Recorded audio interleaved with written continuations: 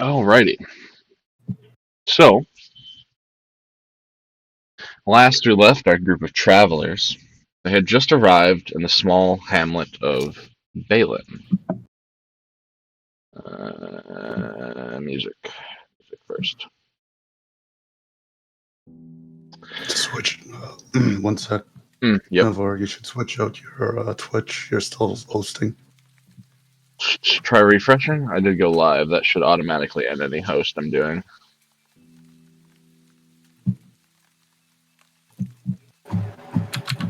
Oh, yep, there it is. Okay.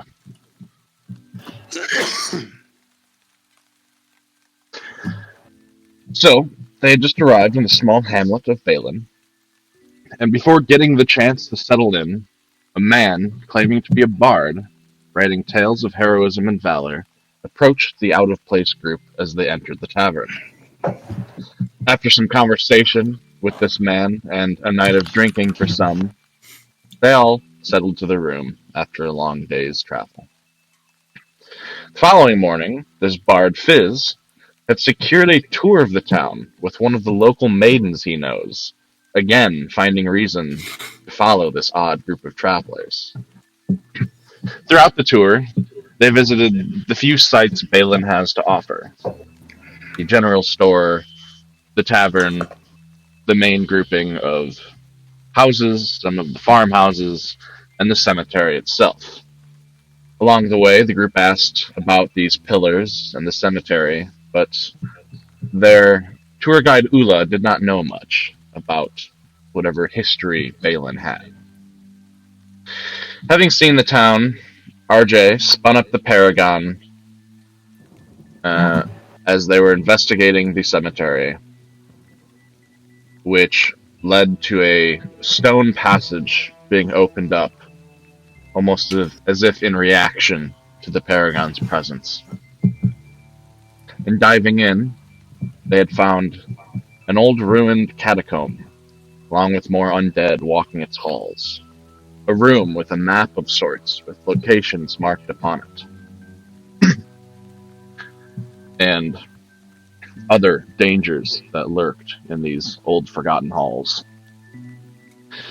It was smooth going, facing some of these undead and continuing on until a magical trap of sorts was activated on a doorway they were trying to get through, which left the small RJ asleep.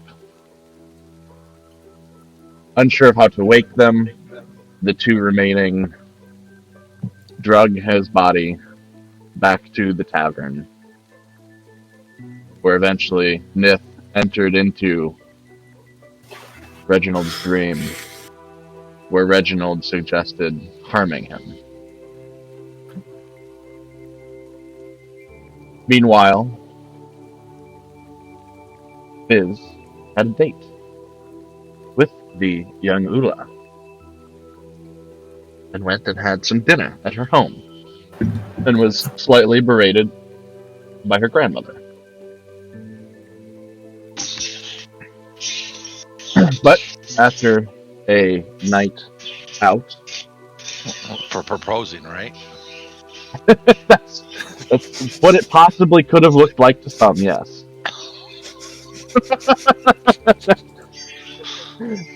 I suspect it's not the first time he's done that. How many wives do you have out there, Fizz? I don't have any wives. Fizz was that he knows of. Fizz was then followed home back to the tavern by the small little dog that had been trailing him all night and Nith earlier the night before. And everyone was more or less settling down for the evening. And as Fizz had a drink himself and began his touring of the patrons of the inn, which are few and far between, but he manages to captivate them while they do spend their time there. A lumbering man burst through the door. Big, great beard, thick muscles, and proclaimed that Fizz has stolen his dog, seeing it at his feet as he entered the Yeah. tavern. Yeah, he did. In the one Yeah, moment. go ahead. In the meantime to all this, Taween, and Noth, you guys have successfully made a small encampment just on the outskirts of town, where you quickly got lost in a day's worth of hunting as you tracked down a small pack of deer and came back with a successful bounty.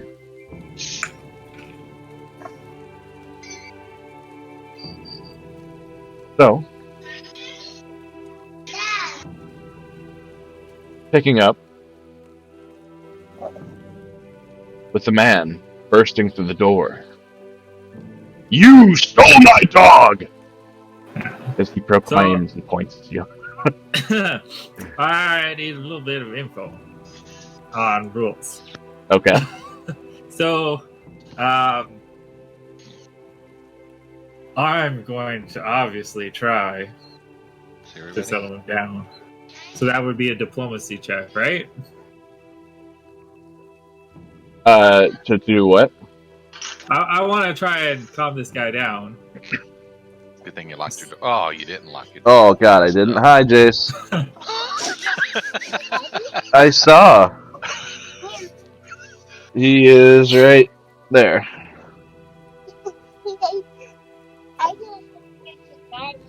Yeah.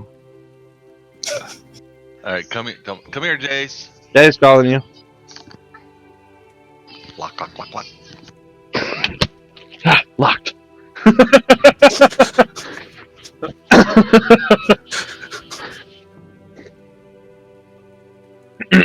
Yes, that would be generally diplomacy. Okay. So through my versatile performance, I replace it says in place of its associated skill bonus, I use my performance for string. Mm-hmm. So, but I also have this trait that says I'm ambitious. So if does this guy have 5 more hit dice than me? 5 or more? Who knows? 'Cause I only What have would be 2 the right bonus now. if he did? If he did, then it would be a +4 trait bonus on diplomacy checks Okay. made to influence him. I will keep that in mind. Okay. So I don't get to know them. Well, it's happening anyways. You don't know. It's DM applied. So. Okay. That's good to know. So, try and do settlement. Yeah, so how do you respond to these accusations? My friend! I did not take your dog or steal it. It merely followed me and, I decided to treat it to a nice meal. And I think I was quite generous with your dog, and I'm willing to extend my generosity to you. You see, a group of travelers have come to town, and they plan on doing great deeds in the morning in the graveyard. And for you, just for you, your ticket will be free.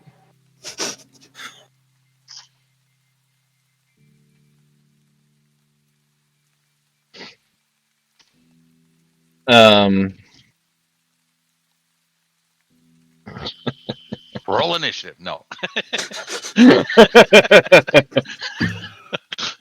Roll reflex. He strides across the room towards you. And as he does, he says, I don't care about any damn show or travelers. I just want my dog. Give it to me.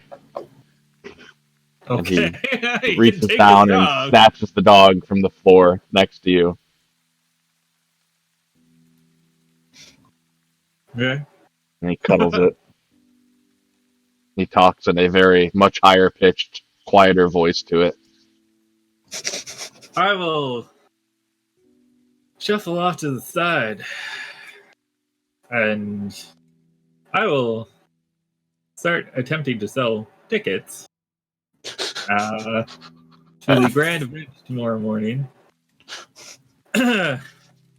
And to go along with, to try and promote the sale of said tickets, I do have a little bit of a song to go along. So, they've come to town to boost your fortune. Don't. Oh, no, shit. They've come to town to boost your fortune.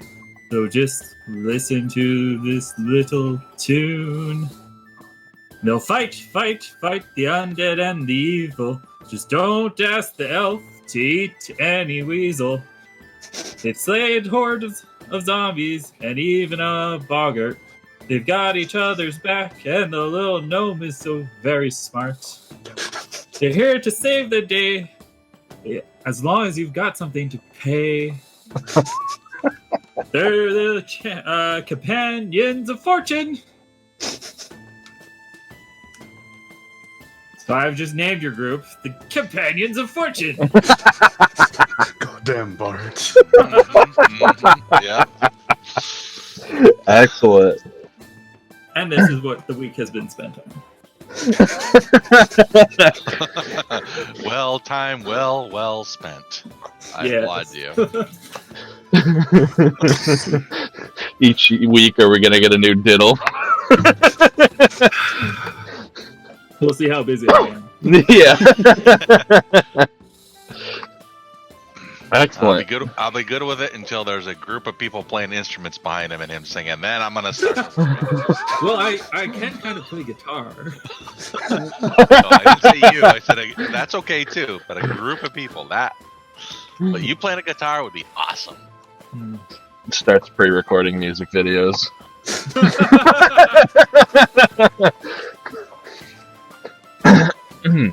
So, you begin canting your tale and attempting to sell tickets. What price are you setting for these tickets? 2 reds. Red. Okay. So not a very big fee. No. There's only a couple of patrons here in the tavern tonight.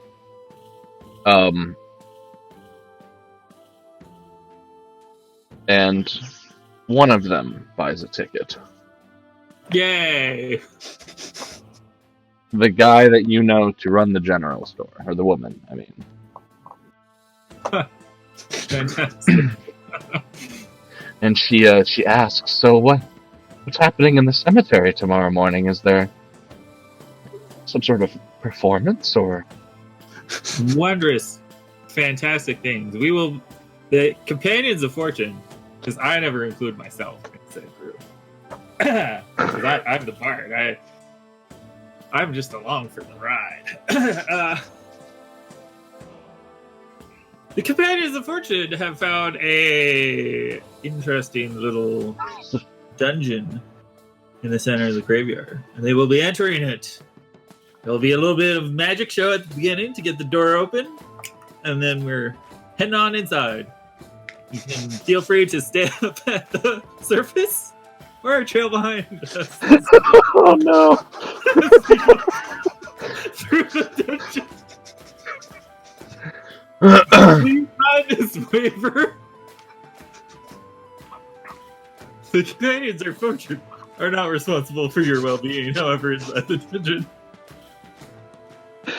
Oh, well, that sounds interesting. That's really, really tiny print, right?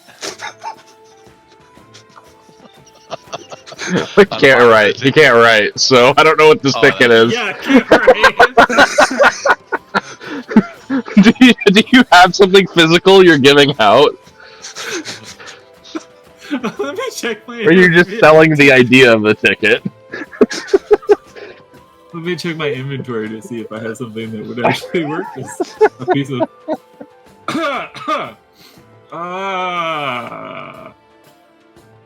I'm gonna give her one of my crossbow bolts.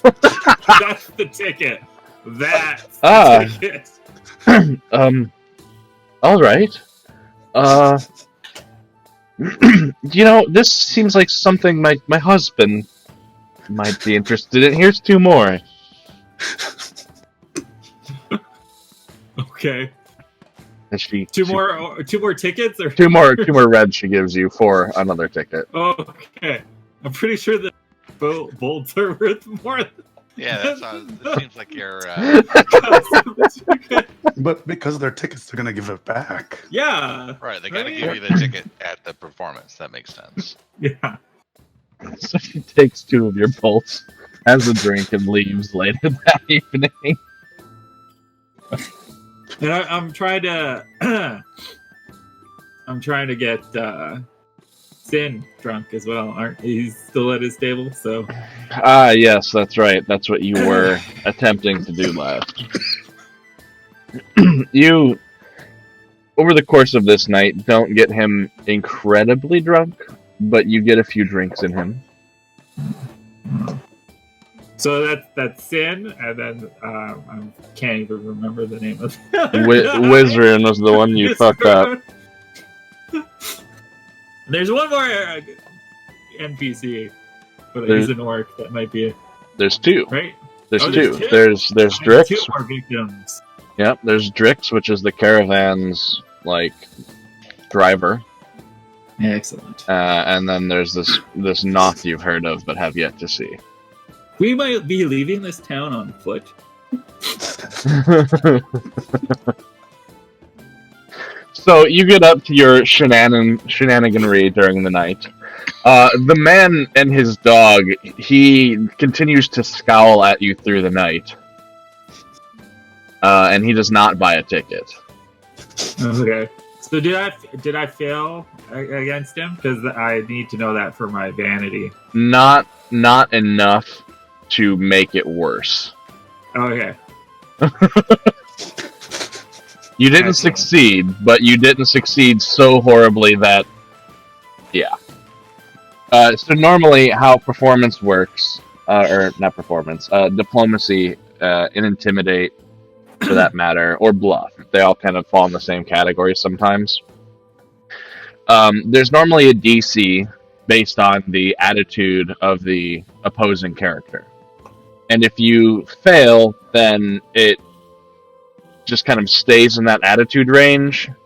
But if you fail by 5 or more, usually, it will worsen their attitude toward you, Yeah. which may lead to, further complications. On the flip side, if you pass, it's cool, but if you pass by 5 or more, it will ingratiate them towards you and possibly improve relations. I see. Okay. So as in general, that's how that works. Okay. And that DC is often either a set DC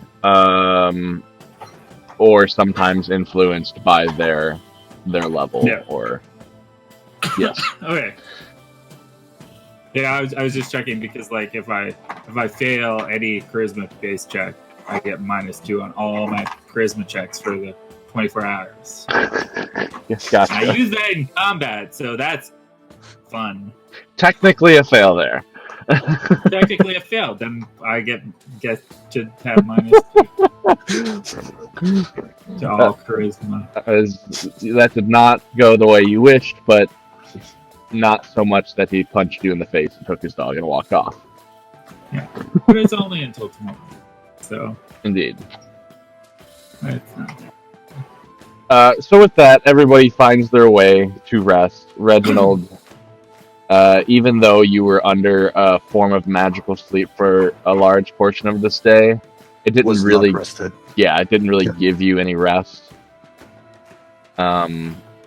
And so you're still able to find a decent night's sleep. Yeah, I know how magic rest works. Or magic sleep. Goddamn sleep. And the next morning comes. Everyone eventually and slowly makes their way awake. Taween, what do you get up to this following morning, having returned from your hunt?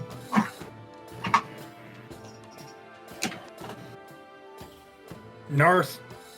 Not North. Oh, Oh, North, right? No. No. North, you guys lost. Did not get lost. We've been gone all day. Following trail. Trail went left. We went left. Trail headed toward river. We head toward river. Not lost. All right. Whatever. It doesn't matter anyways. We are back now. The other probably just got drunk or something anyways. At least we got good food. Went shopping, probably. Yeah. Shopping and then got drinks and then just passed out at the bar. No survival. Why the two of us get deer. Yes. Food for road. All right.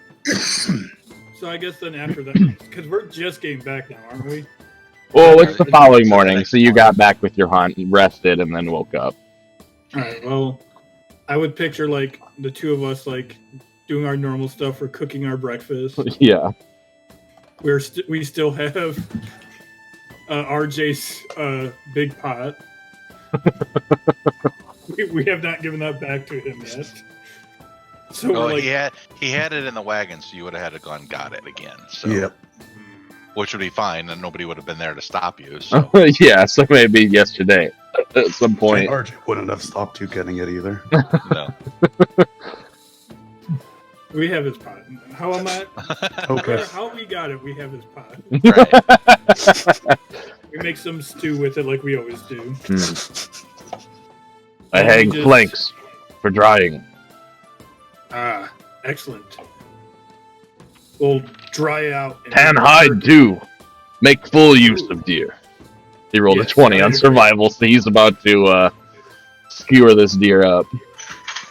Excellent. Make blankets. Deer might not make good blanket. Maybe. Too It's- tough. Done it before. Mm. Well, you have fun. I'm going to go check on rest of caravan. Have fun shopping. Probably. And then with that, I will just leave North to what. Yeah, for the day. you headed to town. So probably Headed by the to- time you get to the tavern, because you did go and see the tavern initially, Yeah. and you're stepping inside. A couple of the other of your Nithiarn compatriots are awake. would have been and about. outside in front or off to the side of the building doing her exercises and her routines early in the morning, depending on when he shows up. RJ. Oh, go ahead. He would look at Nithorn and be like, She'd wave.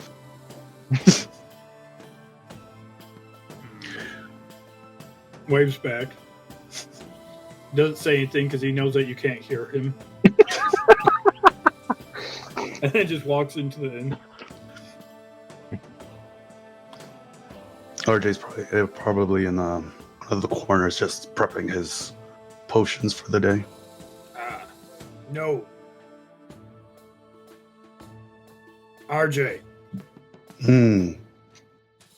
Yeah? what'd you... good morning. Elvish, yeah. How's the weather? How is the weather? You see how I put the in it that time? It's a little overcast. The weather is a bit overcast, friend. I'm speaking in common. Yeah. He'd walk out to one of the windows and look and be like, I'm gonna walk over from a performance area. Slap! RJ on the back. No, my little friend, who is this interesting fellow that you're talking to? Well, Fizz, this is Taween. He is a good friend of ours. He's been traveling with us for a while. Taween, were you out hunting yesterday? yes, me and Narth got venison. Oh, that's good. we're going to make jerky and clothing with the fur. Ooh, Use whole animal. that's quite interesting. Was there anything unique about the stag? Who is this? This is Fizz. He's a minstrel. Oh yeah. Is My proper name is Frederick Irkaz the Wondrous, as I'm well known throughout the land. So out of care question. Is Fizz a Huh? what was your race? I'm a human. I have dark brown hair, hazel eyes. I'm about 5 foot something. Dressed in pretty plain clothes, like traveling clothes. You know, leather vest, and I've got loot. Human. He's all right, Tween. He sings pretty songs. What am I saying? Because are you not human? Yeah, describe yourself, Tywin. Yeah, let me describe myself. Well, let me look at my character sheet real quick just to make sure I got everything correct. Right now, you are looking at a 6'5" elf who is currently wearing what was it, chainmail? Is that what I bought, or splint mail? Scale mail. Scale mail, yeah. He's his the body, the chest piece, and other pieces are made out of scale metal, but the rest are decorated in a wolf fur, wolf pelt. He's probably most likely carrying his weapons. So you got one spear, a couple of javelins, a big old shield, and he's quite the imitating presence with his long brown ponytail, gray eyes. He has tattoos covering his eyes. His pretty much his full skin is covered in tattoos. One that you will notice right away, though, is right below his left eye, and it's actually looks like it's more burnt into the skin than a tattoo. So it's a quite large elf who's like just looking right at you right now. And he does not like humans for the most part. That's fine. It's fine with me. Anyways, back to my line of questioning. Was there anything particular or interesting about the stag? Perhaps it had 10 points. Or maybe it was the fabled silver stag of the nearby forest, of which I can't remember the name. What? Surely you must have some interesting tales to tell. No. None that go along with the tattoos that seem to be all over your body? Or perhaps how you got the wolf pelt? Wolf pelt, me and Narth killed wolves. I make pelt. Did you have to have fun? Did you have to... Go ahead. I like the way it looks. Did you have to fight a whole pack of wolves? A couple. That's a whole pack, my friend. That is an interesting story. Not really. What is your name? Tywin. Tywin, Wolf Slayer. That's a good name. That's a strong name, a hearty name. Maybe for humans. For me, that was just kind of my job back in the day. I will have to meet this Noth character you spoke of as well. He must have interesting tales. I bet you'll get the same welcome as you did from me. Fantastic. And then he just completely ignores you. Okay. What are we doing today? Oh, well, we did discover a dungeon in the middle of town. And we plan on returning to it this morning. Well, just like Fizz says, we only got a bit in, and some magic forced us to escape. We had to I'm not fight a too whole sure. horde of zombies underneath the graveyard. A whole horde of them. There was 50, maybe 100. More zombies. More zombies, but Fizz, that's a bit over exaggerating. Ah! Let me tell you, Archie, how this works. You gotta keep people in the seats. It's gotta be interesting, okay? Are we going back? I think so. I think so. I think so. There was some interesting stuff still there. Me. Yeah, I lost my high register on my voice right now. Me Speak, need, speak normal. We know what you mean. Yeah. me need something not spear.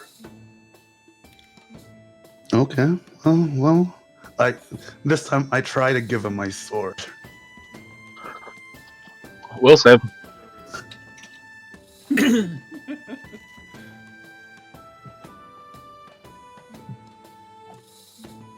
It's not a good idea. Nope. You're, so you Uh, actually pull it out, or no? Nithiarn walks in. I put my hand on it. It's like, I guess we have to go to the blacksmith then.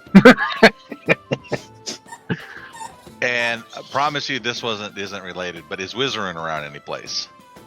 Yeah, you see him at another table, like somewhat listening, but also studying his book. Okay, so Nithiarn doesn't really pay attention to any of you, but she walks right up to Wizarun. I mean, she sees you, just keeps going, walks up to Wizarun, and she pulls out the sword that she picked up yesterday, and lays it down in front of him, and points at the design, Hmm. and she goes,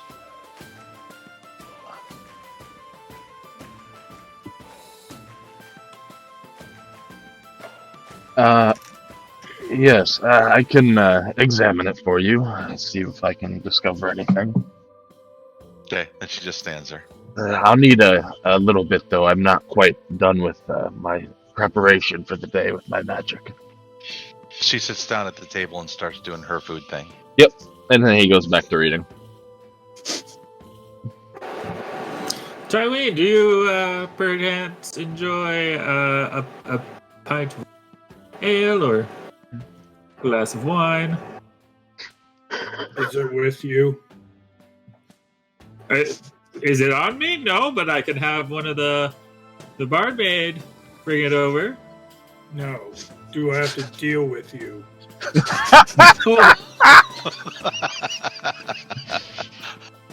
No. No, I would be buying the drink for you. Okay. I'll wave the barmaid over. Whoever Get a comes pint of over, Pint of ale for me and my friend here. of course, coming right up. There's 2 reds. Friend, strong word. 2 or Just 2. You have the Huru discount for all the business you brought her over the past few days. Excellent. She brings over 2 ales and a little plate of cheeses. The cheeses can go on the table, and Just I'll it's all just- down. Yep. hand the ale to my good friend Tywin. We'll see. As he takes the ale and starts drinking. Is he joining Caravan? I don't know, but he did say he wanted to come with us into the dungeon. He was useful yesterday. I think you'll like his songs. They're quite... They made me feel brave yesterday.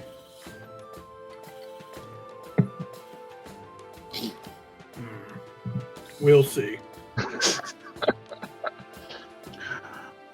let's go to the blacksmith and get you at least a simple sword to help.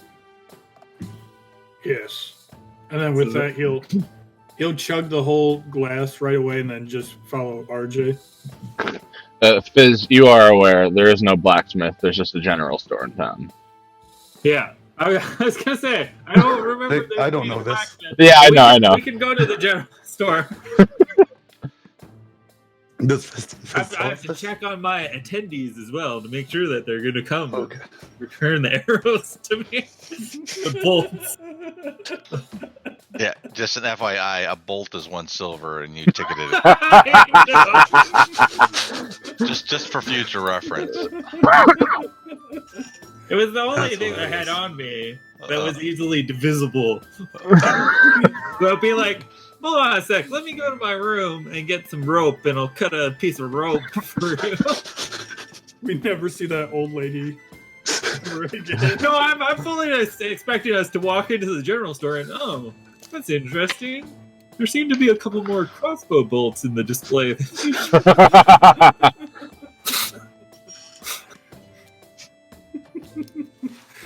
All right. Hmm? Let's go, RJ. All right. Let's go get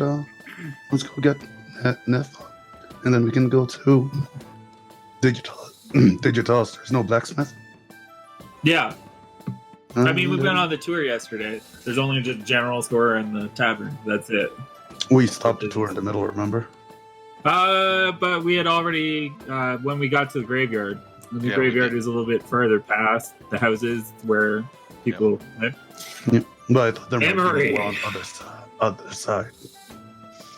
Or we didn't We saw the explore yet. general. She explained the general. The store. general store is across the street from the tavern.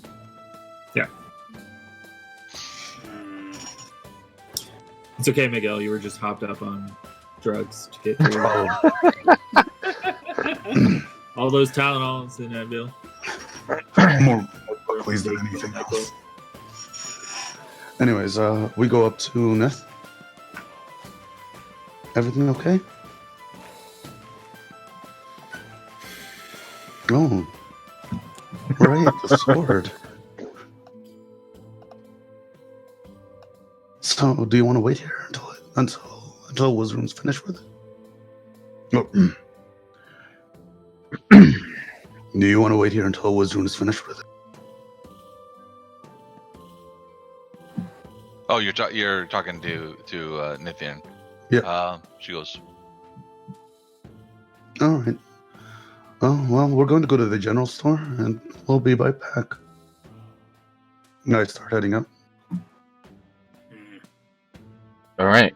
So you step out of the tavern, and across the street, you can see this wooden row house with the gray shingled roof, and the nicely trimmed hedges in front of it. That is the general store. With a little sign that, for those of you who can read common, say stocking stuffer wheel. What does sign say? It says stocking stuffer wheel. Stocking stuffer wheel. All right. What does that mean? It was stocking stuffer wheel, right? Yeah. Okay. Well, it's just a fancy name to get people to come in. All right. Well, let's see if they have anything interesting for you. Yes. So, Hopefully, sword. as you guys step in, the little bell dings as the door opens. And you see the walls of this large room are covered with supplies. You see blankets and clothing, lengths of rope, a few lumbering axes, some saws, lots of things that a farmer and other professions of related type might need.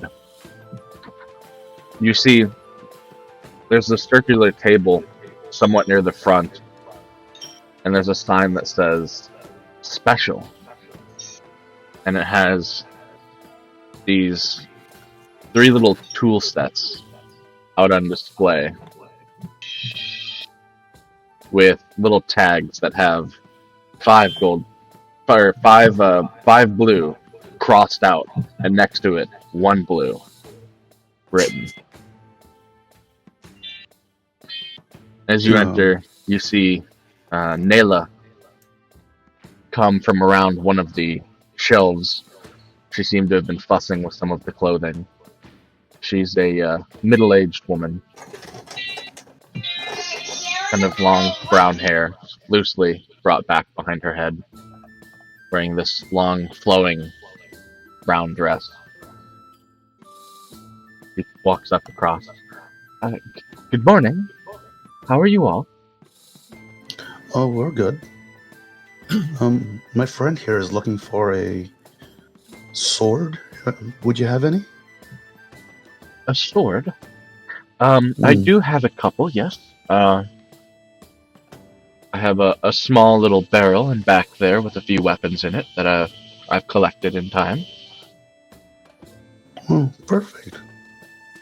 And I go there with. But have you Tony. seen the tool sets? They're on sale today. No? What are they? Well, these 2 are for wood carving, and this one is for weaving.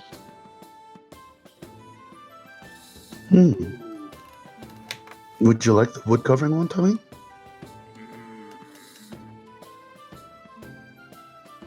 You look like you have some fine furs there, sir. Did you make those Yes. yourself? Yes, killed wolves, then worked on them myself. A whole pack of them. Oh, wow. I can see why you might need weapons then. Well, this weaver's tool set might be helpful to you. It can kind of double for clothing and works well with furs.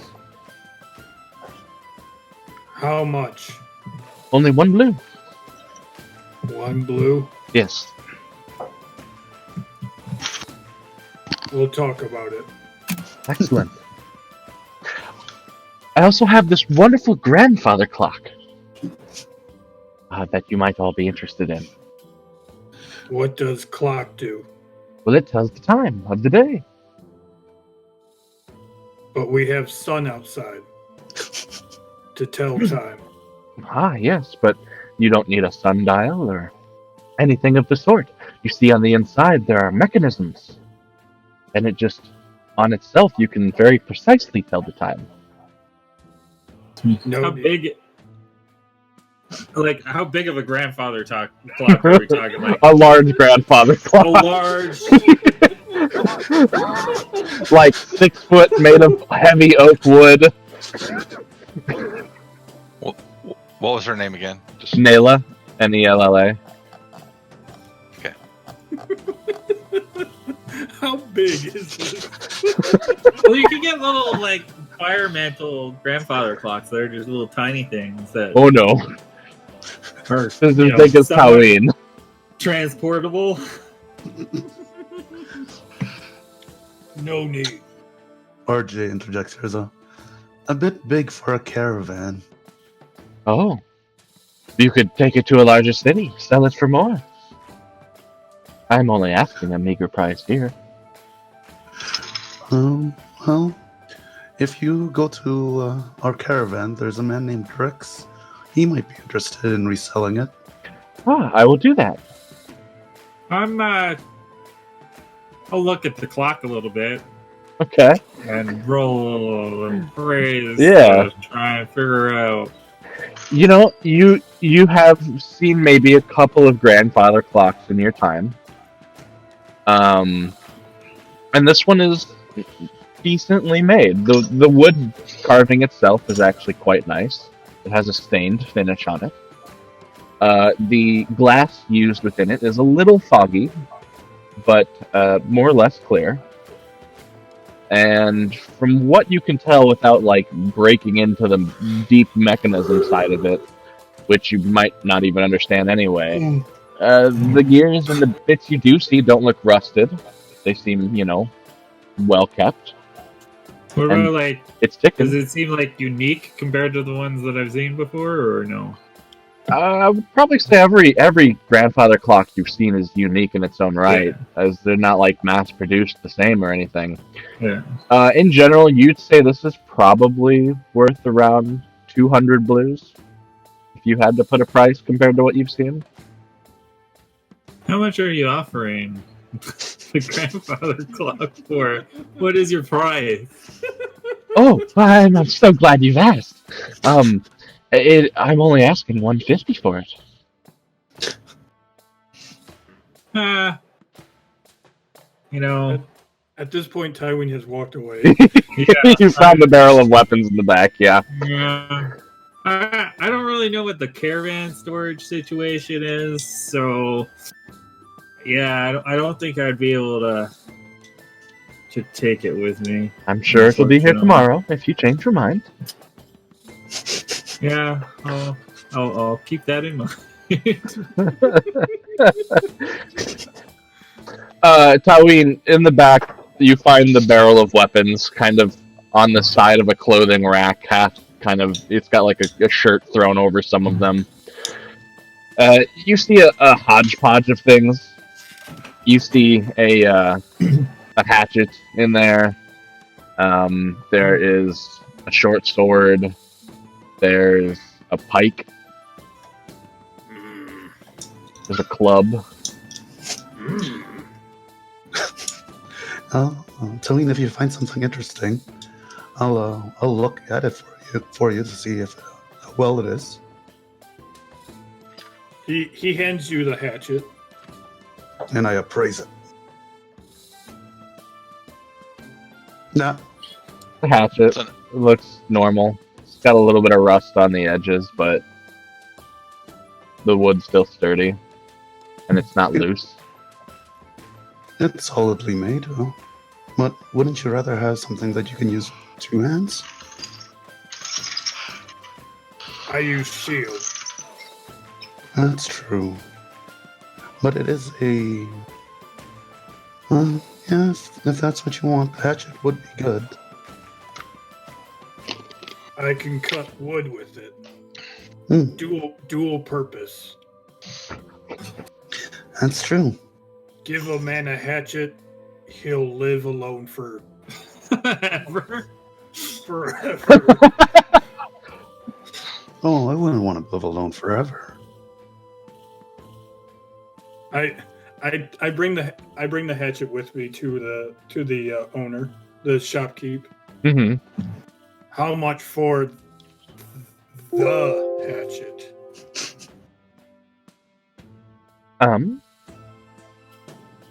One moment. Yeah, I don't know. I don't know if I have enough money for this either.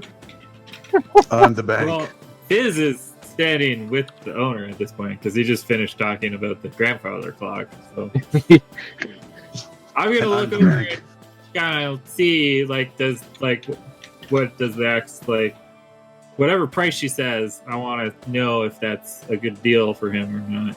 She says 6 blue, and that's in general what you find a hand axe for.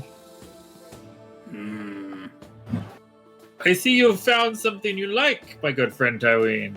Perhaps I could purchase that for you as a sign of our new friendship.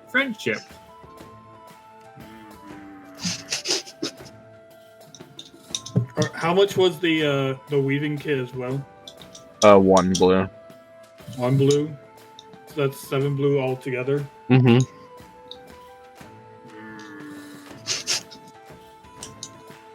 I need 3 blue. Okay, I'll give you 3 blue. I hand you 3 blue. All right, then I give her the 7 blue for everything. Okay. The bribery of the party.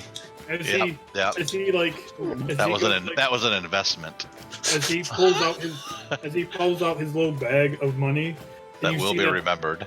And you see that he has actually more gold pieces than he does the crystal. I actually have 20 gold pieces. But they're not blues, are they? No. Not blue. So when I pictured my tribe of elves, I pictured them using both coins and the crystals. So I gave him like half and half on both of my money. That's fair. Yeah. Thank you. Of course. And you. It Yeah. is my pleasure. And there goes pretty much all of Tywin's money of crystals. No, you still have money with me. Yeah, Take it away. Do you have tabs written down for them? but Tywin has not taken. Tywin's not like a money guy. I do. He doesn't. He doesn't understand how IOUs work. He thinks that you just made money. You wrote down a number. Now I have money. That's all I need to know. I currently have 5 orange That is some gold. and 20 gold pieces. Good axe. Dual purpose. Me cut wood. Make fire with flint. That would be quite useful on the road. Yes. Much more useful than sword. I guess.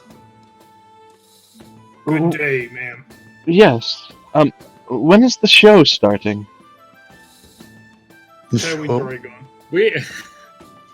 before I RJ will be followed, it was making an announcement in the road before we head down to the graveyard. You're welcome to come out then. All right. Make sure you bring the bolts to turn in. Yes, of course. Fizz, So stupid. what's this show that I'm hearing about? It's a little bit of a send-off party for our entrance into the graveyard. I thought it would be good to have a little bit of local support. No. Is that safe? I mean, I've clearly explained to them that, it's fairly safe on the surface, and they're free to follow us into the dungeon, but we won't be responsible, or you guys won't be responsible for their well-being if Aren't they do we, so. though? Huh? Aren't we going to be responsible for them? The last time I checked, it's a free country. I mean, they can do what they want. How about we charge you an admission for the little, the pre-show, the pre-entrance show with your little doohickey that you did the other day? Fizz, I'm a doctor. I can't, in good conscience, just leave them to their fate. Well, I mean, if they get hurt and you want to help them, that's fine.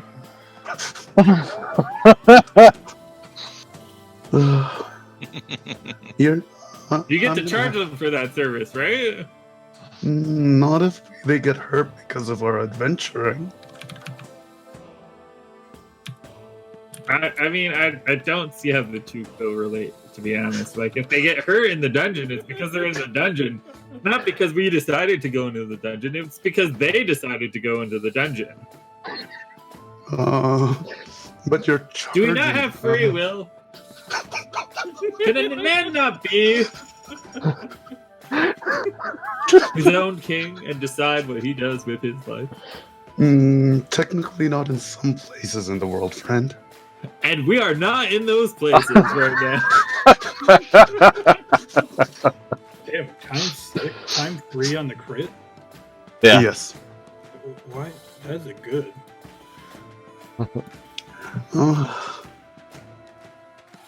Oh. Damn. It'll be fantastic. I'll play a little tune. You'll do your little thing with the magic doohickey, and the door will open, and they'll be amazed. Trust me. Kind of hard when it seems like you swindled them a bit. It was only 2 reds. That's not a lot of money. No, I mean with their lives. It's dangerous. It's a graveyard. What's gonna happen? They bury people there. Surely they have ceremonies. You don't just chuck them in a hole and run. All right. Like it's a pretty safe place. The surface. I mean, you know, it's entirely up to them if they decide to enter the dungeon. And at that point, you know what? They've decided to go into a dungeon unarmed and ill prepared. That's their fault, not ours. All right. So long as you warned them. I did. You know?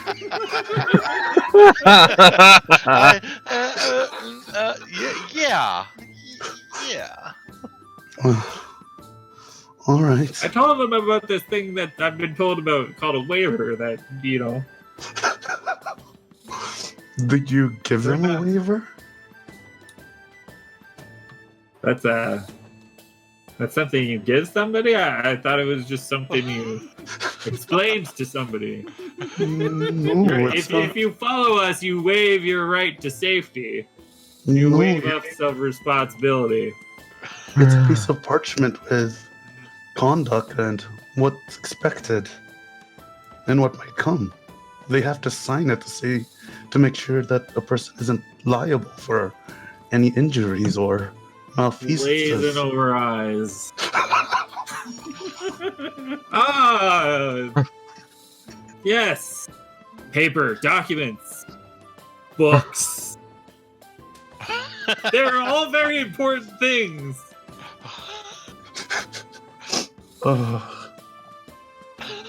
This is going to be an interesting day. And he just starts walking away. Okay. In the meantime, in the tavern, Wizrun has completed his spell preparations and speaks some words of magic, waves his hand. Oh, wait. He has...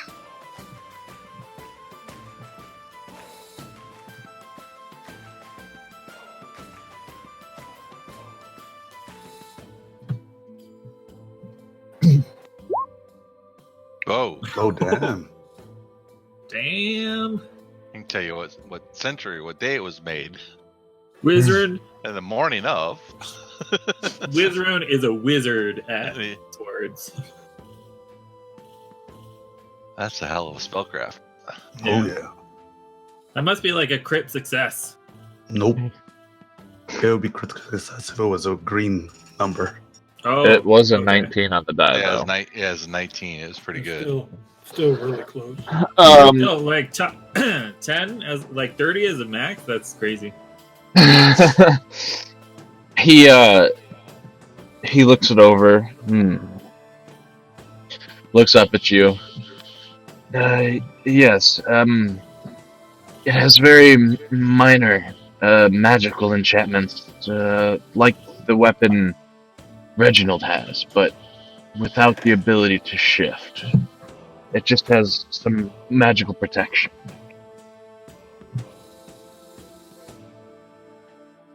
It enhances its blade as well. Say that again?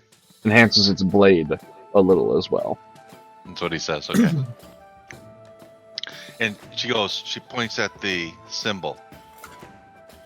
I don't know anything about that. It's like a crest of some sort. Okay. She bows, and then takes the sword. She never sheathed the sword. It's always just carrying the sheath. Yeah.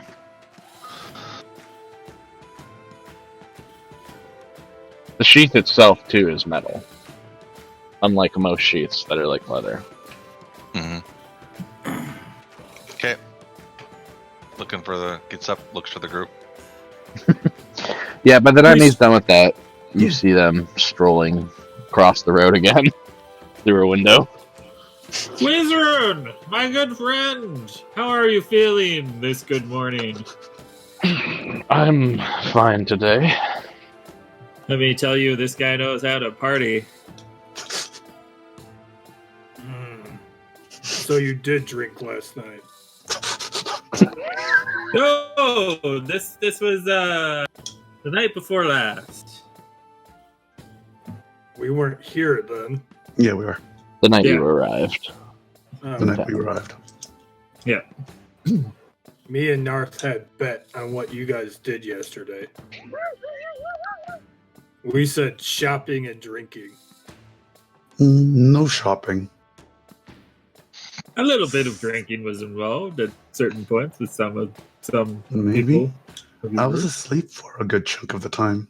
So have I had a nice glass of wine with Sin. There's a couple things I need to grab from my room before we head out. Nithiarn hands RJ the sword. It's a bit big.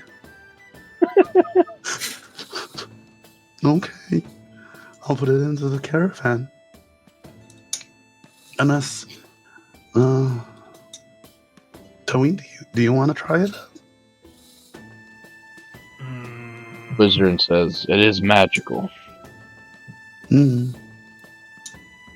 magic. Extra strength, sharpness, basic enchantment. Oh. It just makes the cutting edge cut deeper, friend. I don't know about magic. Never been good. Oh, if you ever change your mind, it'll be in the caravan. I can't really use it. It's quite large for me.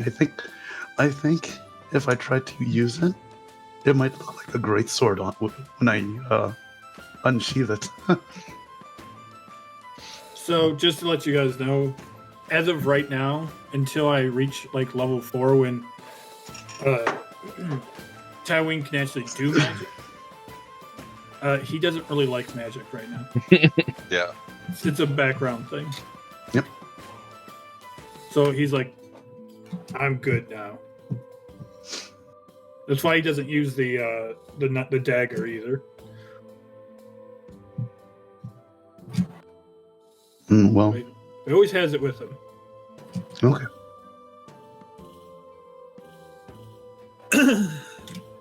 People are giving me all the stuff. I is not a bank, but I am the bank. You're just accept that you're everything to the party. We just leave everything with you. You're the voice. You're the bank. You're the face.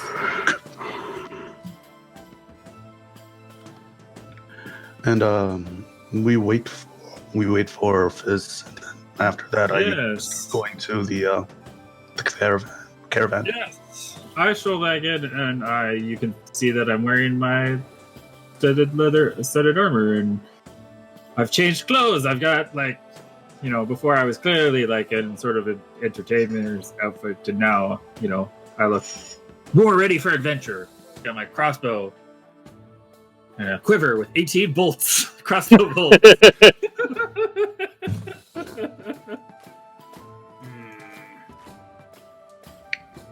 Well, I'm just gonna store this away real quick, then we can head off to the cemetery.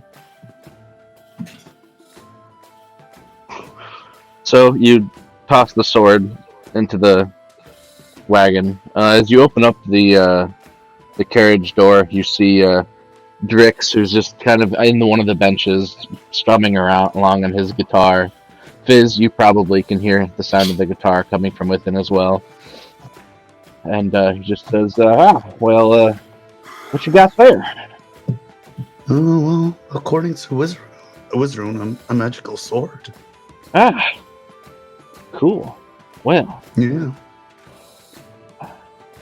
maybe I'll get a hook and hang it on the wall in here. Sorry, this is Driz or Drix. Drix, sorry. Oh, Drix, you might want to go to the general store. They're selling supposedly a grandfather clock that you can sell the city for some cash. Nah. You can make about 50 blue. She's told me her price was 150. Maybe you can negotiate that down. Good to know. Who might you be? I am Frederick Ericaz, the Wondrous. Perhaps you know of me. I'm a pretty well-known bard, if I do say so myself. You know, I have heard the name once before. Oh, where? Here in town, or? Oh, no. I was a little out west opportunity, up near the wall, and there was a poster with your name on it. Oh, They wanted you dead or alive. interesting. I do have a very, common-looking face, so might not have been me. It wasn't. It didn't have a picture. It just said a man that went by the name that you just gave me. Ah, I see. Plays a lute.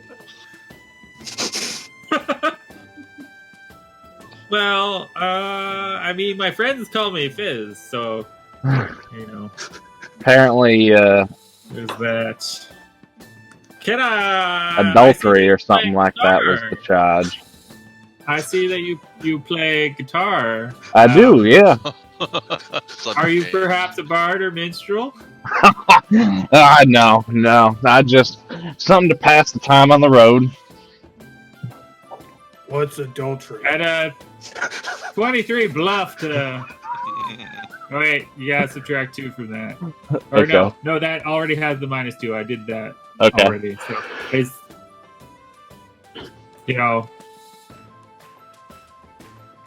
Just trying to to shift switch the topic. topics. Yeah. Oh yeah, you've got Drix's mind. Yeah, he's like, oh. Yeah. So he's only gonna remember talking about bard and guitar, and that's very interesting. Do you have any tales to tell, perhaps? Perhaps you should join us in the graveyard. We're going to put on a little bit of show and then the dungeon that we've found. Well, I might come take a peek, but I ain't going in any sort of dungeon. That's up to these folk here. They do the slaying and the mystery solving and stuff. I just do the trades and keep the hosts fed and drop the cot. Yeah. What's the show? Oh, there's this really cool magic thing that they did to make this giant stone slide over, and I noticed the other night that it slid back, and so we're gonna have to do that again. So What's adultery? adultery. Yes. Drex said adultery. I certainly don't know what you're talking about. Drex, what's adultery?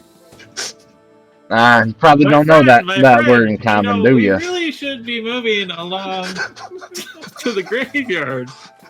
You'll get to use that nice new axe that you just got.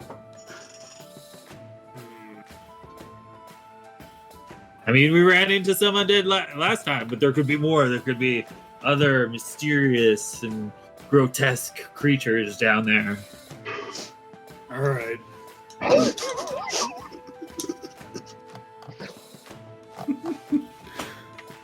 You smooth talker. Weather's kind of cloudy anyways. Not good hunting weather.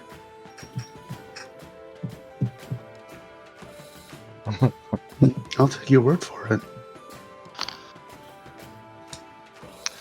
Good for fishing, though. Found river yesterday.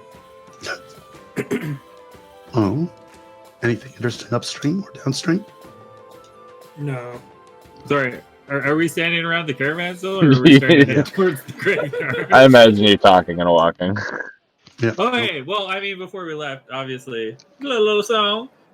Yeah, let us go to the graveyard to watch the little show. Yeah, so I'm busy playing a little tune. You get Not a great tune, but it's a good tune. Good enough. Nayla and a couple of other gentlemen that were in the area all kind of flock to your tune and your announcement. Nayla gives you the 2 bolts. Excellent. Thank you, Nayla. Very trustworthy person. As you all head off and towards the cemetery. With a crowd behind you. Yeah, after which we forgot to mention, the elf tried to cover the entrance with vines to hide the entrance. Yeah, that's not happening. Everyone knows. This human noisy. Yeah. Well, let's see what happens. And I take out the paragon, start spinning it. Yep, you get to the cemetery and you stand before where you know the stone doorway is, and beneath that gem in the side of the pillar, you unfold your paragon and spin it using one of its charges. Hey, so I'm gonna describe what I'm doing while Mm-hmm. he's doing that. So the song Legend of Like Zelda song. Crescendo, huh? Yes. And I'm going to cast a couple spells to add to the performance. There's going to be some dancing lights that are floating around the entrance. And I'm also going to, at the end of when the door finishes sliding moving, I'm going to cast Ghost Sound to make clapping noises behind the crowd, like kind of in behind the crowd. That is the performance. That's awesome. Not sure entirely what to expect. You see Nayla, like she's watching interestedly, and she sees him start to spin this thing with sparks, electricity. All these lights begin to appear. This stone begins sliding across the ground, and she just, oh God, this is witchcraft. And she like turns and like leaves pretty quickly as this all starts happening, somewhat afraid. The 2 men that are standing there,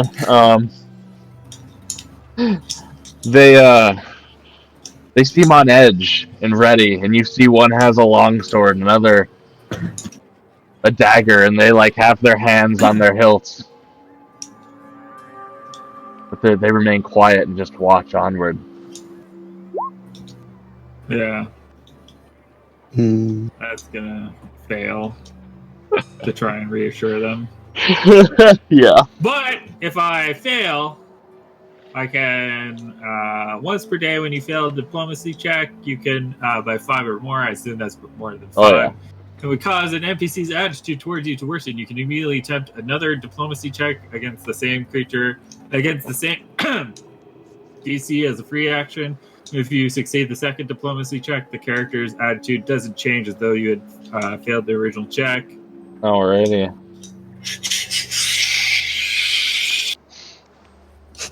And that's already with the -2. Yeah. They're not hostile or anything like that by no means, but they're definitely on edge and unsure about this situation that's just presented them in the middle of their little hamlet. One just calls out. And I think based on the wording, my penalty stacks. What? Because it says every time you fail a charisma check, Ah. You take a -2 penalty on all charisma checks for the next 24 hours. Now I have 2 that'll end tonight and 2 that'll end tomorrow morning. Oh boy. I better not talk to people. You just get more and more flustered throughout the day. You fail to communicate with people in a way that you want.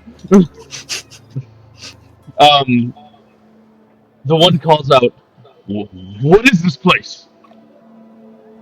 Oh, It's a well, Fizz, this is your show. It's a mysterious tomb of some sort. We don't quite know. That's why they're going to enter and explore to figure out what's inside. You not coming? No, I'm coming. I will be right in front of RJ and right behind you and the elf lady.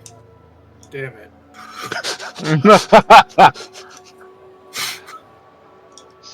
So you all begin to descend down the stone stairs.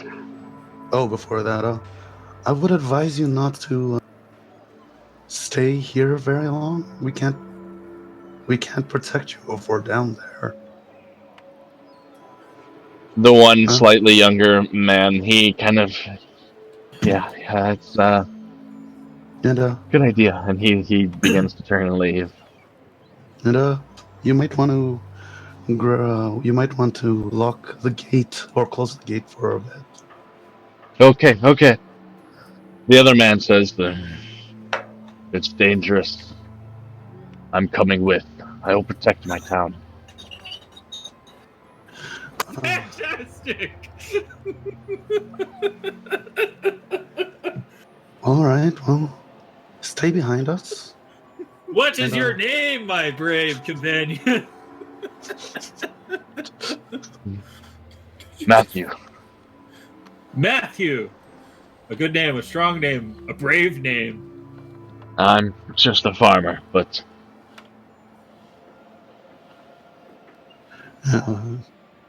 Stay near us, but behind us. If anything comes towards you, tell us right away, and we'll grab him. All right. of course. He pulls his All right. he pulls his short sword. So of course I grabbed a couple of stones and Yep. got a few stones tucked away, and I'll have one of them ready in my palm. Okay. But I encourage Taween to lead. Yeah, Tywin leads. He doesn't need to be told that. So you get down to the bottom of the stairs, where it hits a T section. Previously, you went right, where it took you down a one-way corridor, which eventually led to those other rooms. Taween, Myth wants to go right again. All right. And So- to you, RJ, I'm signing things. Like, you might understand letters by now, maybe, so every once in a while I'll throw a letter out there. Okay. Tywin's like, all right. And he starts to lead the group to the right. Mm-hmm. So it goes down for some distance, makes a turn to the left. Taween, since this is your first time in here, you see a few bodies on the ground along this corridor, skeletal forms, long decayed. It makes another turn and another turn where you cross this pile of garbage on the floor. Looks like half-eaten, half-rotted food. It smells pretty bad. And then it hits another T section. You, with the little light you have, look left, and you can see the undead corpses splayed about in the hall here. And to the right, it looks like a corner of the walkway has broken away into some sort of chasm beneath.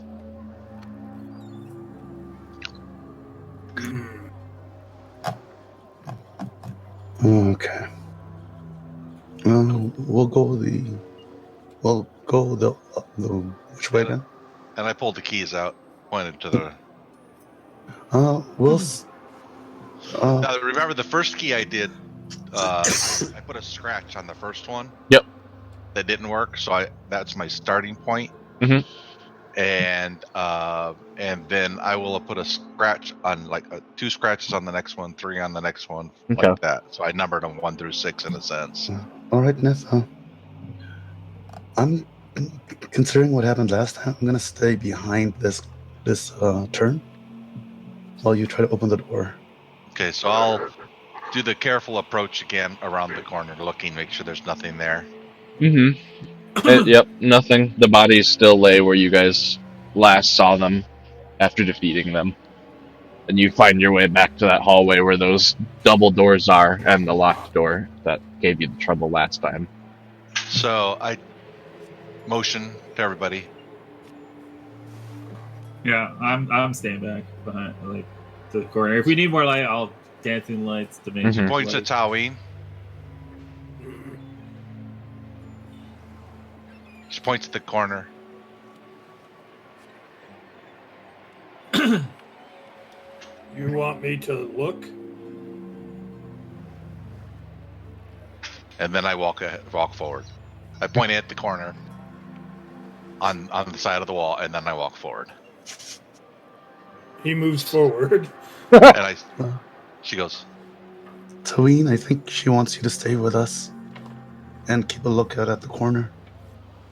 Ah. Okay. all right. Walk forward. I will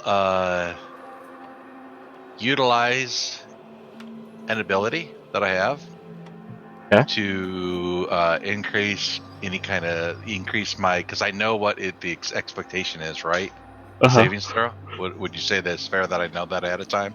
Yeah, I mean, you saw the effect last time. All right, and last time what it was a will save, right? Mm-hmm. So I will have an additional 5 to my will save. Okay. And I will try key number 2. Okay. You try key number 2, and it slides into the lock, but doesn't quite turn correctly. But nor does any magical glow happen. Okay. I'll apply another one of my investor points, so still a +5, and I'll try key number 3. Key number 3 slides in. You turn, and it clicks into place. Door unlocks, Seems so. apparently. All right. So, mental note. That's door number 3 from her point of view. And I will then signal to Taween.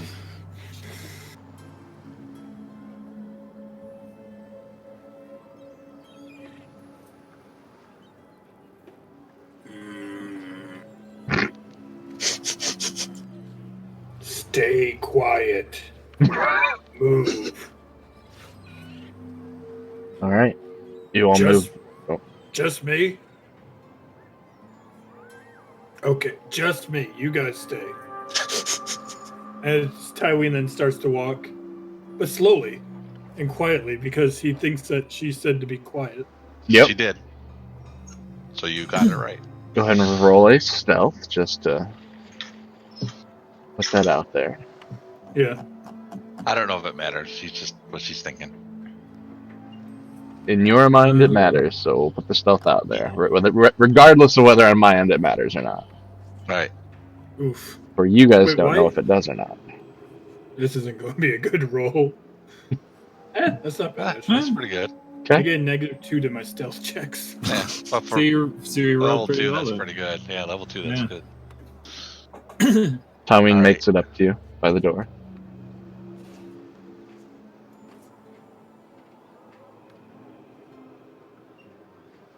You want me to open? She pulls out her weapon. Ah. He pulls out. He'll get his shield ready, and then pull out his hand axe Okay. as he uses as he starts to push the door open. All Ready right. for anything.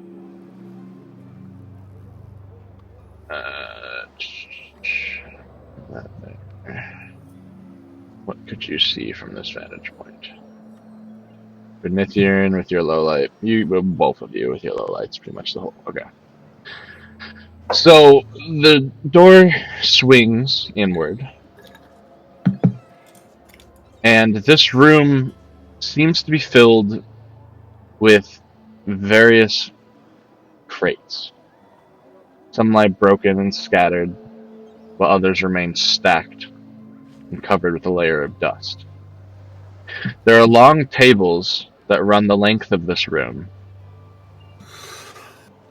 and a number of chairs scattered and broken about. On the far side, you can see this large cauldron, reminiscent of what you've been using from Reginald, but far larger. It is rusted. Well, did everybody else come up? So if the door just opened, I'll just. All right, then I start going towards them. Yeah. If It's you, like if a- you like, yeah. Like a 50 by 40 room, roughly. Okay, I'd we'll enter the shrink. room and start looking around, looking for other passageways. I look at the ceiling. How tall is the ceiling? Just kind of being observant, visually observant. I'm looking at the boxes to try and figure out what's in these crates. Okay. Just to the right of the door as you enter, there are a number of crates. And let me go ahead and shift you guys, since you're in the room looking around now. Woohoo! Map. You can Don't see... Can you Yeah. ping us? Yeah, one sec. Let me get everybody into the room. Boom. You can see on the far northwest side of this room, there are two other doors.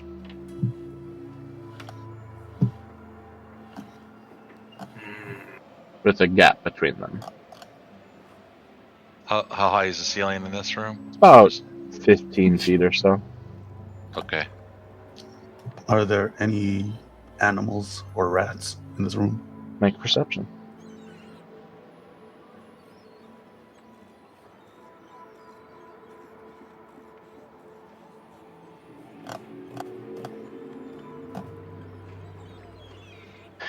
Fizz, you begin kind of digging around in those crates a little bit, as you said. And RJ, you kind of look around as well. And there doesn't really seem to be much left. It looks like some of these crates probably once stored food. You see long decayed remnants of stains and kind of this congealed mush that's dang near turned to dirt at this point. You can see there are a few of what may have once been seeded fruit that eventually started to grow slightly in here. You can see little withered saplings and sprouts in some of these crates.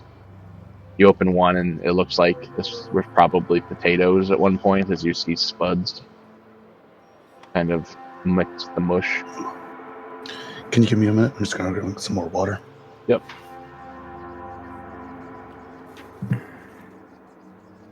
What Wada.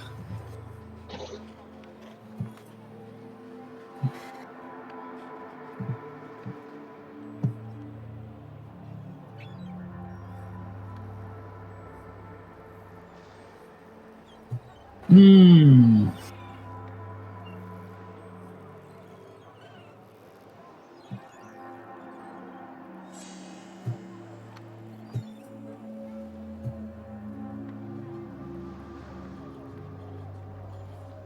So does Matthew, do you have a wife and kid?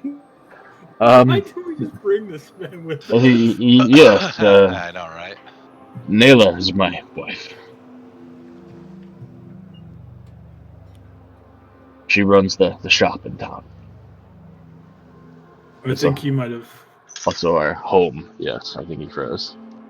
Yeah, I think He had an internet he froze. hiccup. Frozen. All right. Well, I'm gonna grab more water as well. While he gets sorted, Miguel comes back. Yep.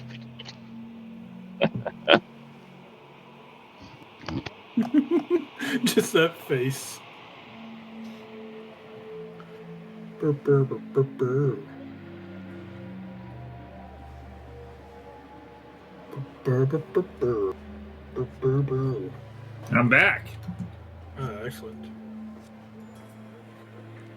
I don't know why my internet seems to be. Navarre went to go get some water since you disappeared. Hello. There you go. You unfrozen? I am here in voice. Still oh, you froze? Yeah, he Oh. froze. Oh, is James still? No, James- I'm James back. I keep dropping though, but I like me dropping. I don't think is you. I think it's my internet because my internet actually like says that it goes out. Yeah. So What if it was on his side? It'd also be his side. yeah, but I'm like losing like connection to Roll20 too. Mhm. Oh, all right. Yeah, I don't know. I might have to call my service provider to see what's going on if this keeps going through the weekend.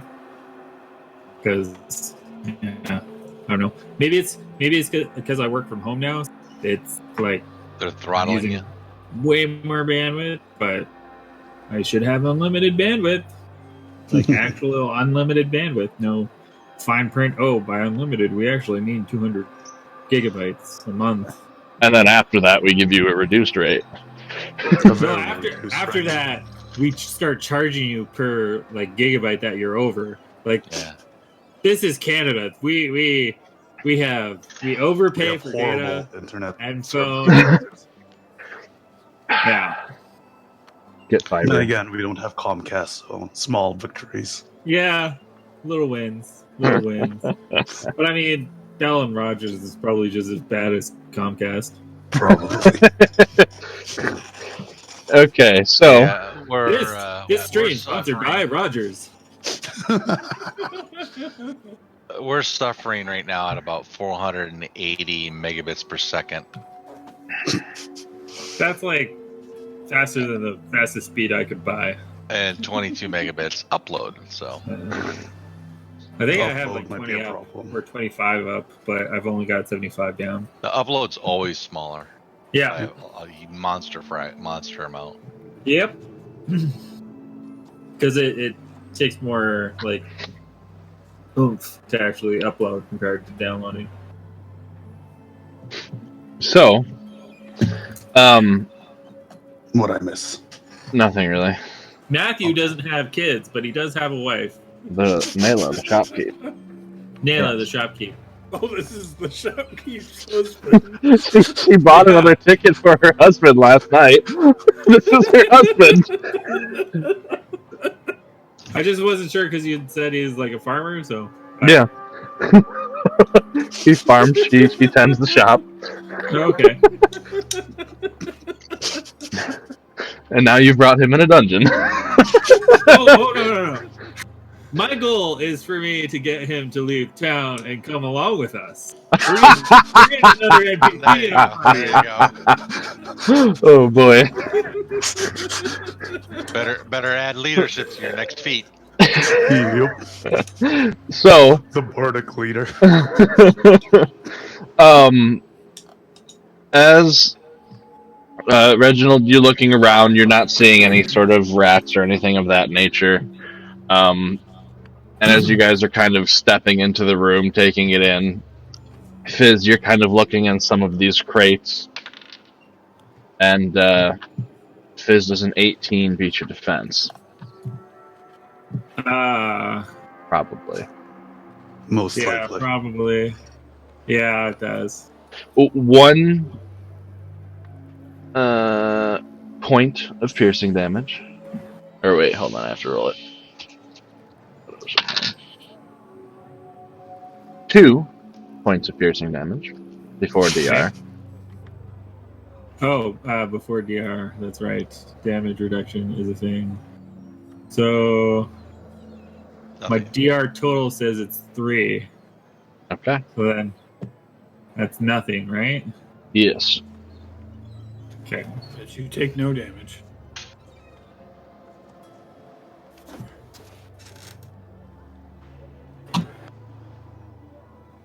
So as you were lifting open one of the crates, this tiny creature appears to be this humanoid skull with 8 spidery legs. And it bites at your wrist, but your gauntlet protects you. As it was kind of in one of the crates as you opened it, and leaped up at your wrist. And you bat it back. Can I like stomp at it or shoot Yeah. it with my crossbow? Shoot crossbow. Oh, How big is this? Like, is it just like a little thing? No, or is it's like, maybe 4 or 5 inches across. Think really big tarantula, but it's a Yeah. little humanoid skull with 8 legs. Yeah. I mean, do I Anybody- think I can just squash it Yeah, with my foot? Does anybody else see this too as it goes? Or am I just huffing fumes, you think? From all that fruit. No, I'll maybe give this you is your one character. quick reactionary attack before if it gets worse. You guys will certainly see him do whatever it is he does in retaliation. Whether that be just shuffle back or kick or... Yeah, I'll try to kick it. I'll just Okay. like kick or stomp on it. Go ahead and make... I guess there's a section for like melee attack. Just do a basic melee. Boom. So you kick at it and it just skitters off to the side as you slam your foot into this crate and the muck hits your shoe. Ah, At this point, initiative. Before you roll, get the initiative tracker up, have your token selected, and then click the initiative button. What button is the initiative button? It's on your character sheet somewhere. Yeah, it should be underneath speed. Oh, okay. I thought it was like on the screen with the token. no. Okay.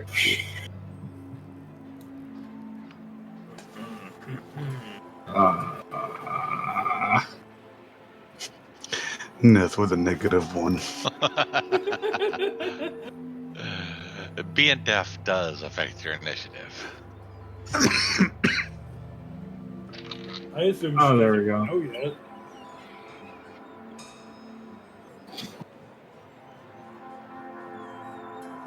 Oh. So I'm on there twice right now. I'll fix it. Yeah. But the 12.03, I don't know how I got 0.03, but That's because you have a Dex. yeah. It's for resolving ties. oh, okay. If you have the same I number. see. Ah, yes. That would make sense. Come on, roll 20. Cooperate with me. Did Wizroom not come with us? No, We didn't ask him. Nobody invited him, so he stayed at the tavern. guys. Before I Why do we need Wizrin when we have Matthew? Because I'm afraid of Matthew. I'm afraid we're going to bring back to shopkeep a dead Matthew. we're gonna bring back a shopkeeper dead Matthew most like, but before that, Matthew, get behind us. Yeah, Matthew, you stay away. Oh, boy. Actually, no. Forget that. Tywin doesn't even care. Nope. But Reginald does. He's human. Taween, you're right. You suddenly see Fizz just viciously stomp at this crate, and you just kind of out of the corner of your eye catch the small spider skitter up and onto an unbroken portion of it. Step back. As he would take he takes the 5-foot step forward, Mm-hmm. and then.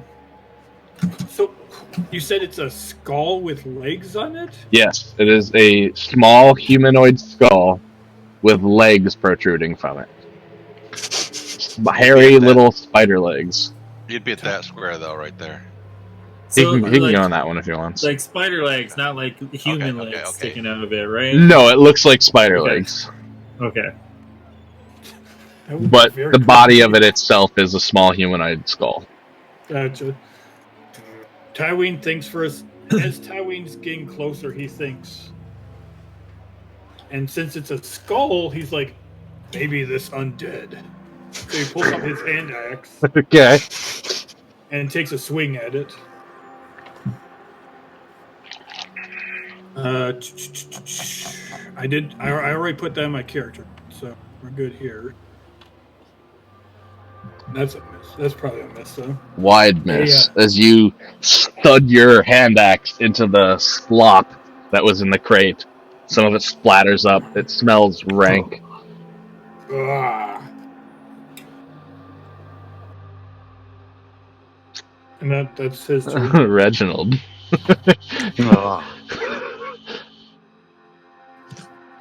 Reginald takes out his the sword Uh-huh. and makes it into a medium mace Okay. and 5 foot. Can I attack diagonally again? Yes. All right. Then I take a 5-foot step this way and swing with the medium mace, Mm-hmm. which is a total of -4. Yes. Oh, God. Technically, total of -4. And it is a strength roll.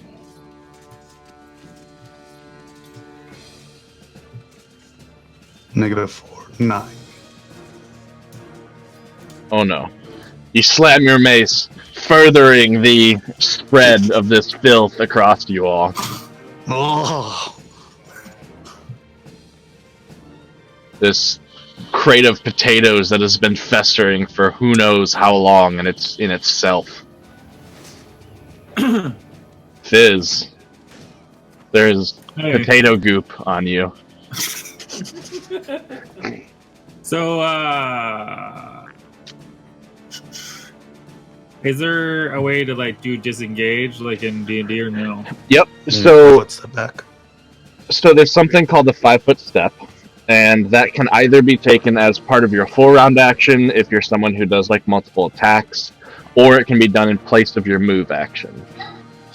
You can always take your the turn order is basically a swift action, a move action, and a standard action. Swift is something very particular that thing you'll know if you have it or not.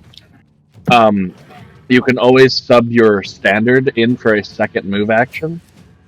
So, for example, you could 5-foot step back, then move action away if you wish. Or, as a full round action, you can move your entire move speed, and you won't provoke from anything that you come across. Okay.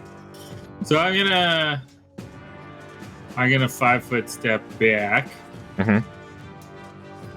And then I have rapid reload, so I'm gonna rapid reload my crossbow as a free action to get a bolt into it. Mhm. And I'm gonna shoot at it. And I have point blank, so I get +1 on attack. And You're not damage. point blank anymore. Huh? You're not point blank anymore. Yeah, he is. It's within 30 30 feet. feet. Within 30, Oh, yeah. It's within 30 feet. Okay. Papa! Here. That's with the extra one. So That's a natural one. That's a natural one. Get ready to learn about our critical miss.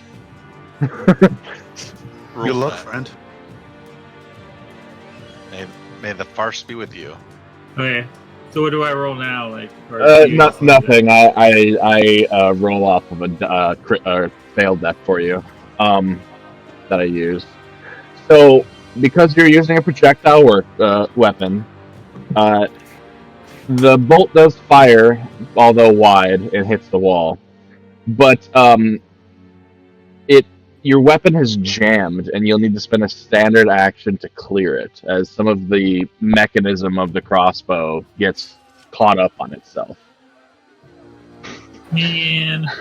Okay, that's my turn.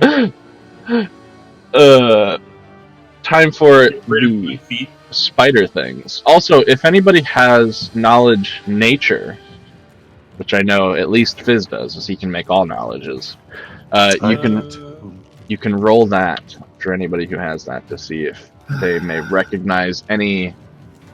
Either maybe they've seen this sort of creature before, or well, not Fizz. Nope, it's a RJ spider. does. RJ. A spider with a skull on its head. Surprisingly, this is called a skull spider. Surprisingly. I beg to differ. I believe it's called a What hermit is that? spider.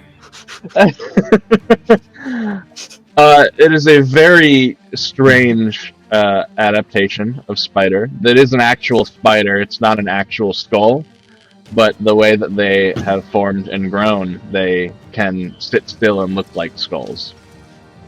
Okay. It's a blending mechanism. You're not certain exactly, but most spiders are poisonous to some degree. And you're just aware that because it's really small, it's going to be hard to hit.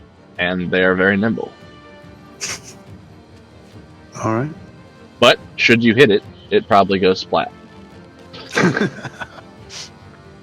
That being said, The spider thing. Nithyrn, from your left, underneath that table, one jumps to the ground and lunges at your ankle. Okay. It's a natural 20. Well, it depends on how you're counting, because I was counting myself as usually being in a defensive stance with my rope dart. Still a natural But it's 20. Okay. You were unaware of the creature when it initially... So bet- flat-footed? If flat-footed will hit. Well, it's a natural 20 regardless. I need you to make your critical defense check. That button. Nope. Okay. And the elf version.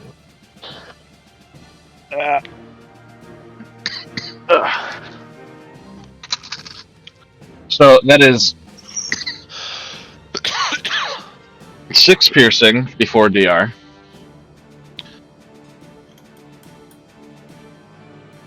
And I need a fortitude save. Nope. Oof. All right. As it chomps with its skull-like form onto your ankle, you can feel it bite down hard. And then a burning starts to emanate from the point of the bite. And we'll have that do its ticking on your round. Okay. The other one, above Taween, is going to leap off the crate at you, Taween, All right. and try and land on your breastplate, looking for any sort of opening. The 15 hit your defense. That. Let me look. I think it does. Well, let me double check. Yes, that is my defense. Okay. 2 damage before DR, so I don't think that hurts you. No, that didn't even come close. What is my DR? My DR is my DR is 5.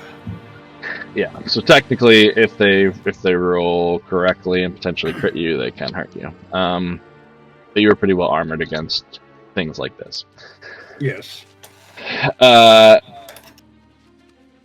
You hear Matthew screaming behind you guys as you turn, and you see one has jumped on his knee Oh no! and has bit into his knee.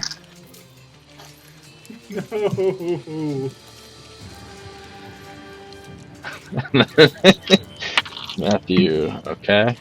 We're bringing back a dead. Not if Reginald has anything to say about it. Yep, we got a doctor.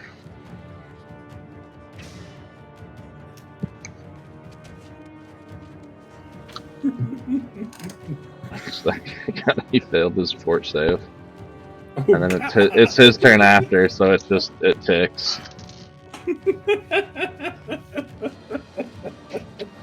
Why'd we let this guy go?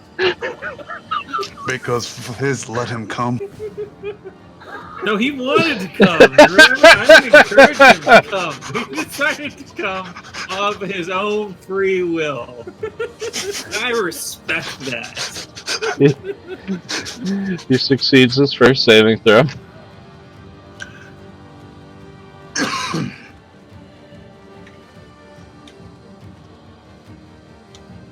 As he flails with his short sword wildly, oh my gosh, he makes contact. See? Matthew's the guy.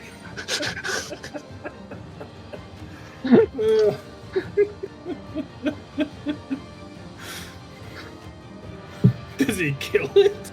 No. But he knocks it off of his knee with like the hilt of the blade. He cracks it. Nithyan, initially... So do I get to do my swift before your initially? No. So the poison ticks at the top of the round, Okay. and then you make your save at the end of the round. That way, if you fail the initial injury save, its first tick always goes off. Okay. So I can use a swift still is what you're saying though. Yeah, for the saving throw at the end of the turn. But at the top of the turn, you take 1 point of con damage. Okay. And then you get your turn, and at the end of your turn, you can make your fort save and whatever, with whatever bonuses you have. Okay.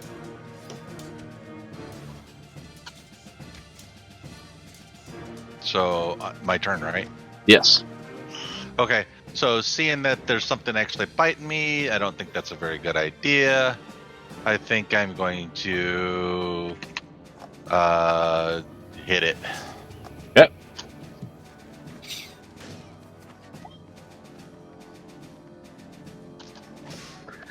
Of course, flurry of blows. Sorry, I should have said that. Well, that's okay, because your first slap crushes the little skull, and it stops moving.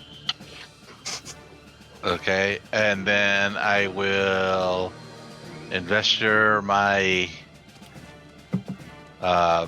fort save. Yep. And then make your fort save at the end of your round. Alright, you have 1 success. Taween, at the top of the round. Okay, and how stable are these tables? I mean, they're covered in a layer of dust, but they look like pretty thick, big tables. Like perhaps once they were dining tables or something of the sort. Can I 5-foot step onto one? Yeah. Okay. I'll give you that.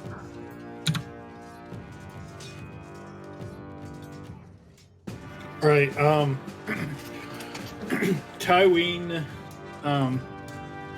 as he missed the first time, he would, as a free action, he's going to Blood Rage, Okay. giving him an increase to both strength and con.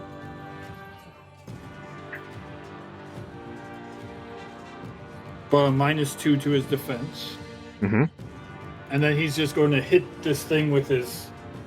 Because no one's told him that these are just normal fighters. He's still going to use his hand axe. Try to get it off his breastplate. Okay. And...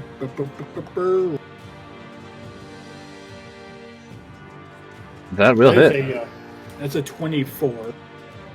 Slashing damage for 4 damage. Does it look like I did damage to it? It does, and you like kicked it off of your. You like flipped it off of your chest and back onto the crate as it splats into the goop.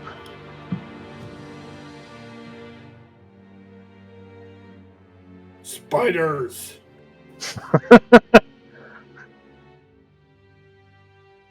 Anything else, And Diamond? No, that'll be his turn. Reginald. All right, I take a 5-foot step over here and say, "Careful about the spiders. If they bite you, they might be poisonous."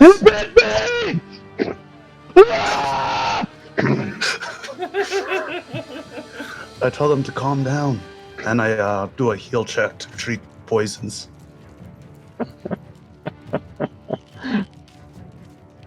Which Ah! will what give him a bonus on his saving throw?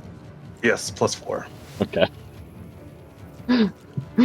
Is you immediately like drop and like pull open his pants around the knee and like you quickly grab something out of your pack and like dab it and apply it to the wound.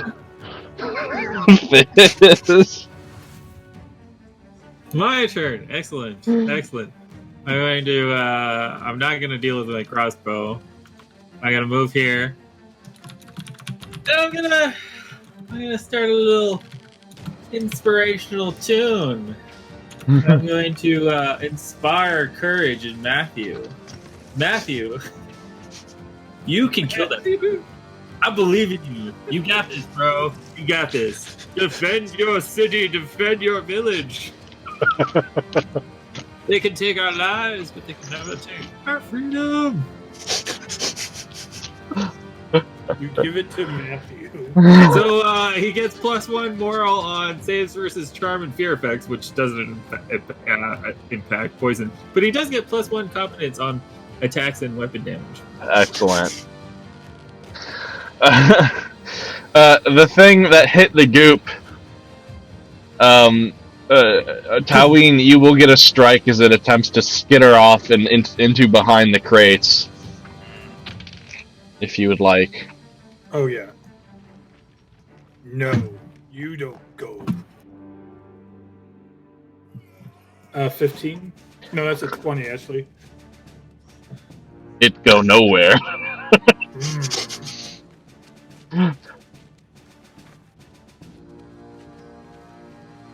The other one hasn't quite had enough of Matthew. However, it misses him.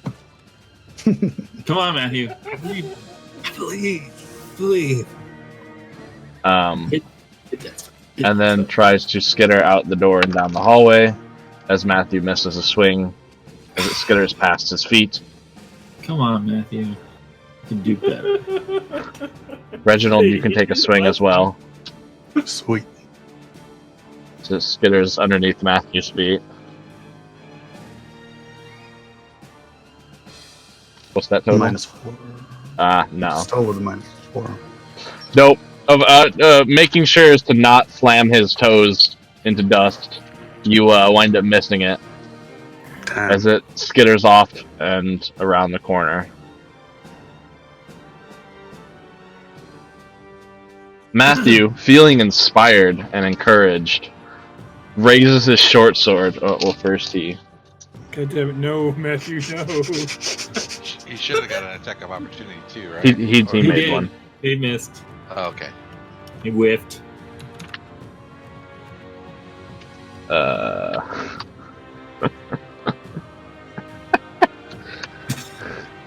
Okay. Oh boy.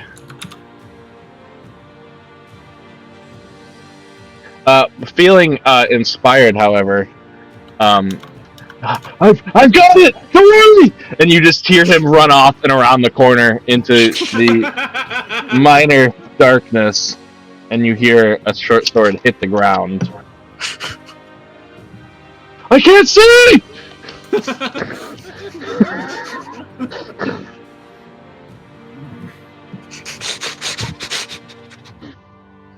Mithrin.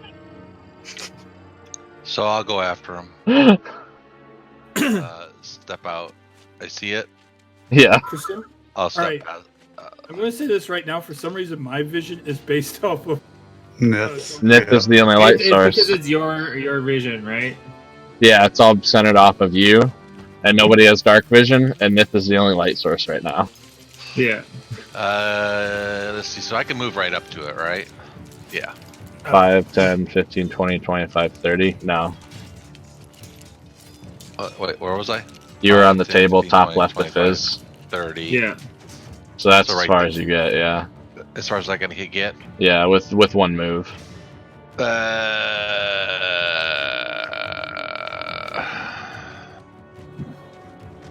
You can see Matthew's already like beginning to turn around to run back towards you.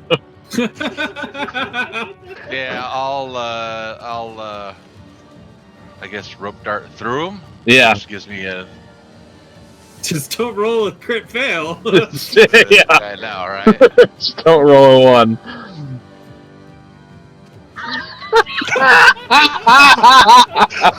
Very It close. wasn't a 1. It wasn't. So, but I just start spinning my rope and. Yeah, you cannot find a swing good at it. opening at this tiny little thing on the ground past Matthew's flailing body. All right, and again. Yep. You take a strike, but you are unable to make contact with the tiny thing. 14 misses. Okay. Yeah. Okay. Tallene. The light has moved mostly into the hallway. He looks over to Reginald. Do I help? We can't see anything. Give You have a little bit of light still. I'll open up. I'll use a torch before. I'll use a torch right away. If you can stay. If you can wait a minute. Tywin will go help them. Mm-hmm. Yeah. You can get up next to it too, once you. All right, and then I just take a swing at it. Yeah. Tywin smash. Maybe not. Nope. No, he smashes hard, but at the floor. Yes. As it skitters to the side of your hatchet. Back human. Reginald. Um, Oh wait! You forgot to do my save. Ah, yes. So sorry. Of course I do my thing. Two con damage Okay. for the top of the round, and then you save on your end of round. Where you're 2 consecutive, so you fight through it, and are no longer poisoned. Okay. Reginald. All right, I take out a torch and light it. Okie dokes. Fizz. Pretty sure that's a full round, anyways. Yeah, pretty much. So that's gonna take him until the next round to have. No, to have it's his move action to retrieve it from his pack, and then his standard to light it. Okay. But then it's your turn. Do you have are we able to add another light source in the room or no? I should have added on Reginald's token. Is it centered on him? Let me refresh. Yeah, I don't think it did. I don't Oh see no, it either. I don't have something checked correctly. There you go. Now it is. I had it set up as vision, not a light source. Okay. Okay.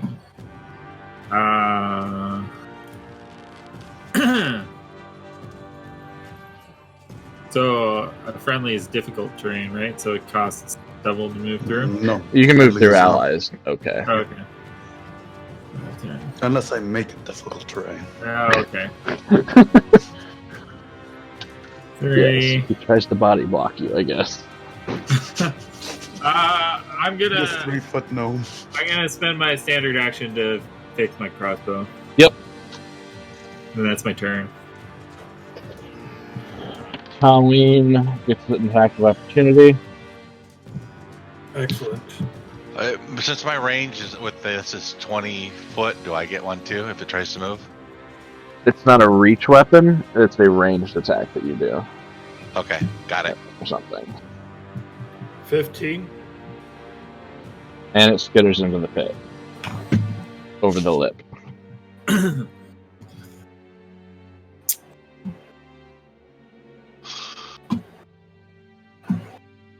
Meh.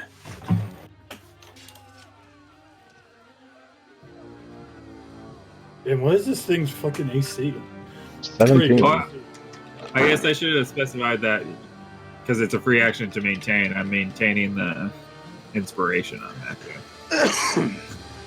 Oh, okay. Yeah. Matthew Because you said steps just back the into the standard room. action. And clarify, I have a total of a -3 con, right? Correct. 1 plus, and then 2. Okay, good. That's what I put. Tywin's done with this thing. I don't feel so good.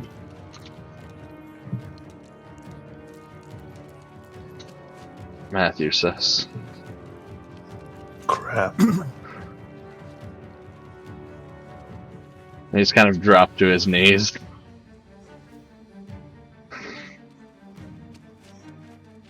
Are we just doing? We're out. Stuff We're now? out. We're out of. Yeah, This- if none of us chase. No, I didn't chase it. I I'm start gonna- feeding Matthew. I'm gonna pat him on the back Please don't touch him right now. and Make your murmur some weird words, Tywin walks. and I'm gonna cast Cure Light Wounds on him. okay. So he gets 1d8 plus 2. I love how we're putting so much emphasis. God. And Reginald, you're attending to his poison. Oh, And That's Ness, if I can. so He is at I full only vigor did two. again. do you want me to roll again? Or I'll you just take the that first 8 Yeah. plus 2. Oh, what was that, Okay. Reginald? Can I do both Matthew and Ness at the same time? Nith is cured of her poison. Okay. Then I try to heal Matthew a bit more. Uh-huh. Could I use my profession doctor to cure to help treat the poison? Yeah, I would say that would work the same way as the heal check Okay. for this purpose. Okay, so he'll get a +2. +4. Yeah, +4. Okay. Just one save, he's succeeded. Again? He still is. You see froth beginning to form in the corners of his mouth. Then I do another profession doctor. Yep.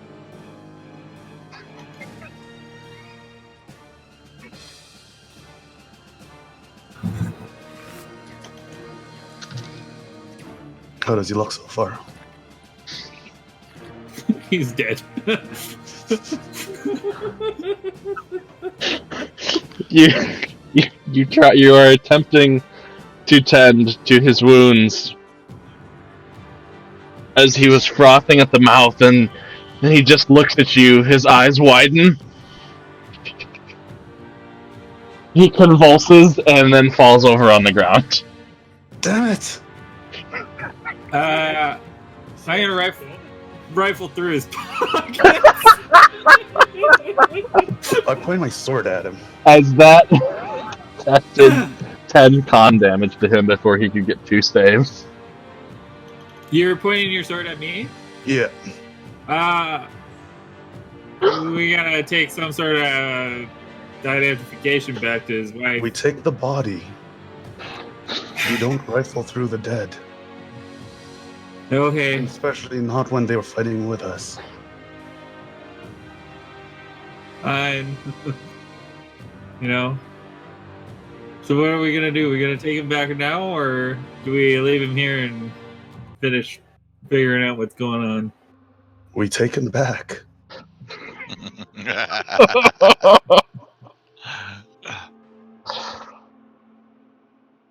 Okay. Nithiarn will pick him up. Okay. Everybody make perception checks. God damn it. 2. I don't see anything. Before I left, then I'll be where I was. Non-applicable to you, Nithir. What's that? Not applicable to you. Okay. So, RJ, as you are getting his body ready and beginning to move him,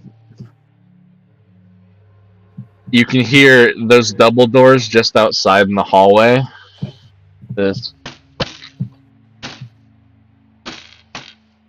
As they're like things bumping up against it and hitting it. Careful. There's noises in the hallway.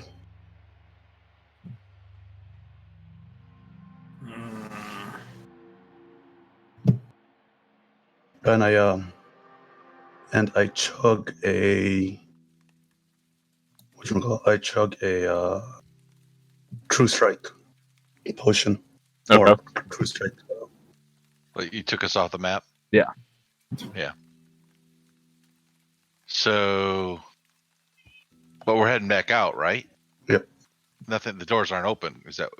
No, they're not open, but there are things beating against it from the inside of these double Okay. doors in that hallway. Okay. So I pick up his body and start heading out. And I stop you. Careful. If we're not careful and those doors break open, much worse might come out. We have to at least make this area safe before we leave.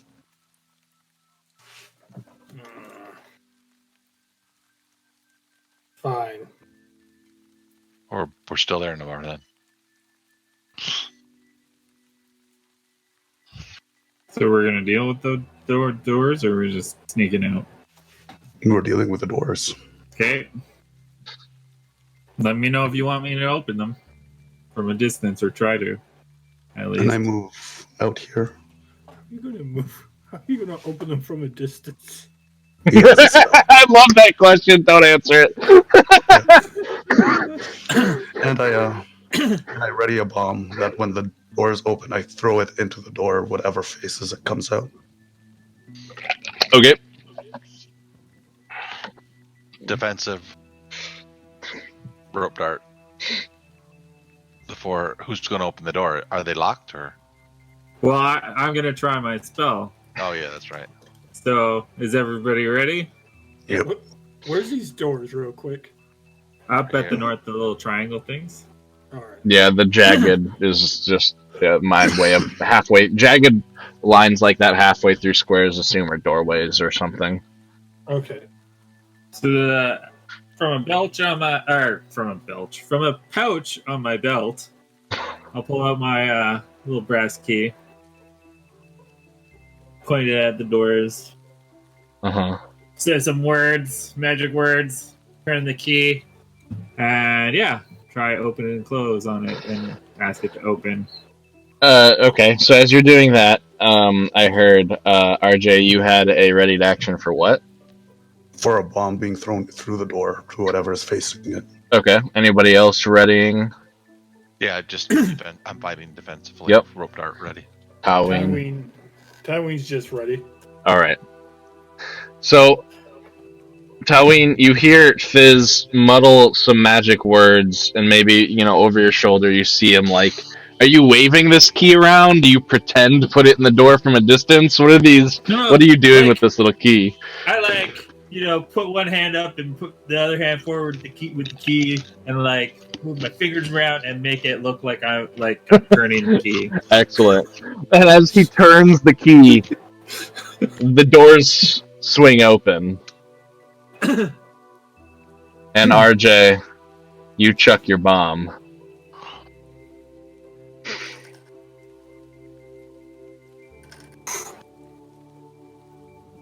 For 28.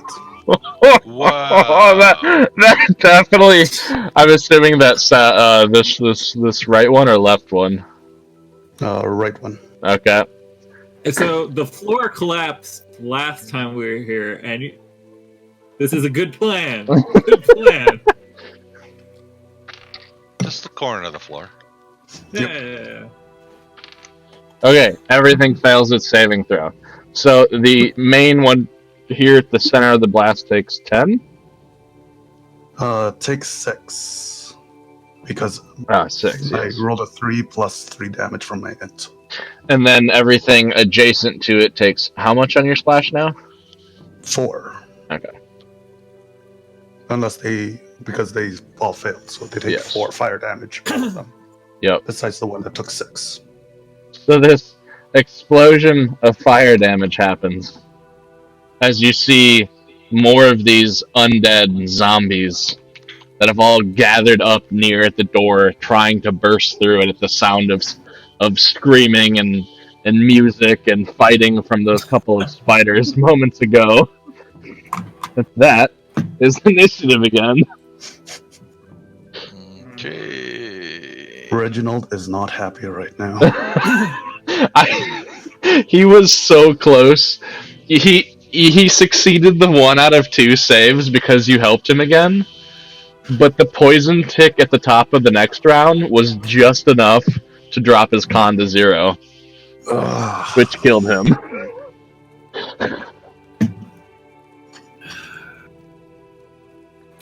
I tried. I did cure wounds on him. Cure light wounds on him.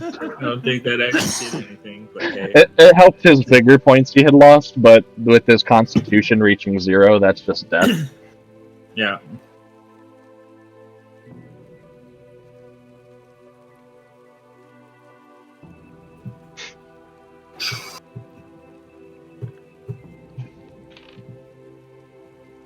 Oh my goodness.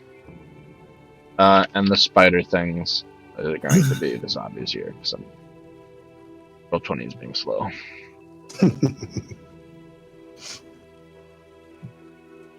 Get rid of Matthew, because he's dead already. Oh, poor Matthew. He died valiantly fighting off a horde of monstrous spiders that would have just taken over the town. His tale will be sung. Yes. For generations. And I suspect there's a widow that needs to be soothed. Reginald is It not steps happy. Taween, you said you were readied, so you have your ready to attack still if you'd like. I'll give that to you. All right, then I'm just going to swing at my hand axe at the one that just came up to me. Yep. And then Nithir and you'll get one too, as that one moves up. And they're all just kind of sardining into the hallway. 13 to hit. Where did my thing for them go? Yes. For 6 damage before the And what type of damage is this? slashing. Excellent. Tyween's learned his lesson with undead. You slash into the zombie's husk. As you hit it, a puff of dust comes off of it. And Nithir and you're ready to attack. Also, what is this yellow box? Yeah. So, again, them being them, I just kind of switch into Well, this was Wayblade. this was whatever you had readied. Yeah. Well, I can just instantly. I can go from one weapon to the other. It's not your turn. You don't have actual actions. Oh, then It's it the will readied be- action with whatever you were readied when the door opened.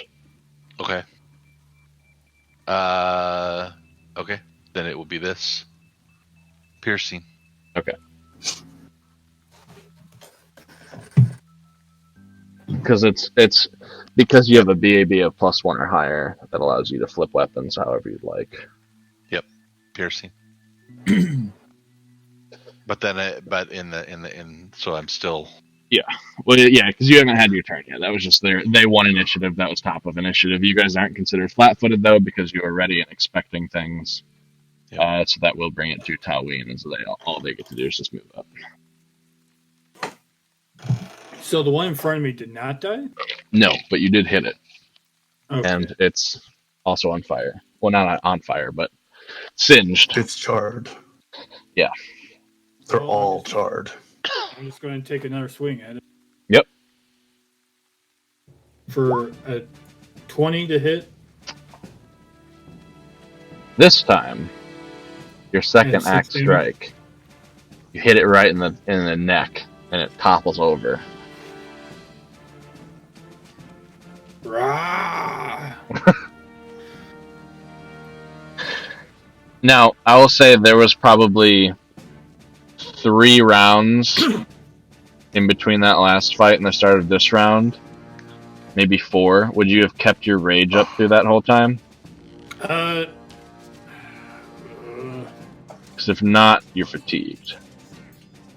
But only equal to the number of rounds that I used. So if I didn't, it should already be done. Okay, yeah, fair. That's yep, you're right. That's probably already I gone. only used it for 2 rounds. Okay. Fizz. But that does remind me, I do have to check these down, so that'd be 3 rounds. I'm gonna put away the brass key that I had in my hand, and I'm gonna pull out a stick of butter. I'm gonna say some more words and have this hand. I held the stick of butter in my hand, and a 10-foot square of grease is gonna Actually, appear underneath the three. Navarre? I'm sorry, but Navarre, as my turn, I would have taken a 5-step back Okay. if I killed that one. All right. Okay. Where are you putting Well, this? that 1 square, like so, 5 feet towards us, so it covers the 4. No, one This? 1 square up. Yeah. Sorry. No worries. All right, that front right one immediately slips. The back right one slips. The back left one slips.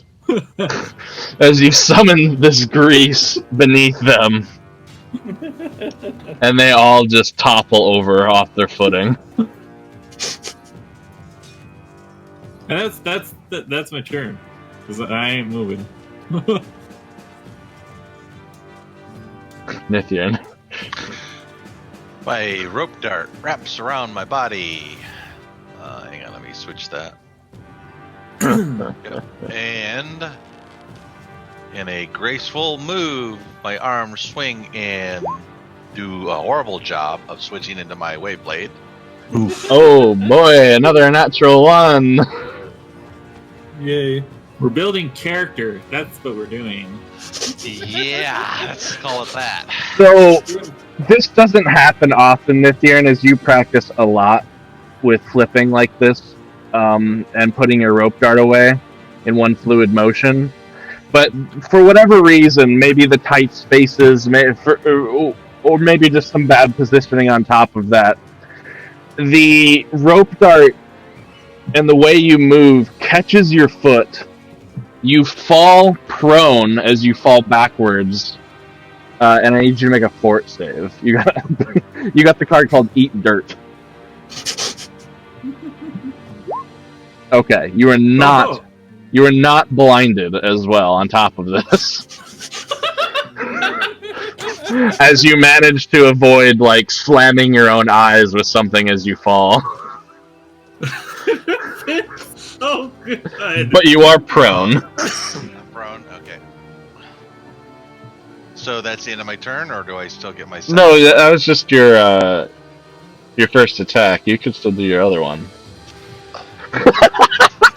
Fuck you. Damage a card. But is he? Card. While we're in cards, let's do cards. But he has to stand back up, right? Because he. No. No, he just takes a negative, but that's a nat 20, so... Yeah. Okay. And that one fails his critical defense check. So... there's the base 5 damage, and the card is hack and slash. Double damage, and all critical threats against the target for the next 3 rounds automatically go through. Which is irrelevant because you have hacked its knees off. And for my move, can I stand up or? Well, you multi-attacked, so isn't that a full round action? Yeah. I still get 5 foot step, don't I? Yeah. So I don't have a move. So yeah, Right, but it's specifically a move to stand up. Right. Reginald. But I'm very gracefully prone. There is a vat of oil or grease, and they're all lying in it. I do a will save. Yep, which we forgot last time, but that's okay. I was thinking that Rangel was just pissed enough that he just threw it at the door. Fair enough. Nope. No. So thinking about it, he needs to hit something as hard as he can right now. He's pissed. He's pissed. And this weapon There is was- here for you. Yes, it is. It's tempting. And he takes it. And he, moves here. Changes the weapon into a... What was the one I used again? A sickle this time around. And slashes. It is a medium sickle again. Mm-hmm. And it's only a -2 because it is a light melee weapon. That is simple. Okay. But you drank True Strike, right? Oh no, that And was, that was for the bomb. Yeah, the bomb.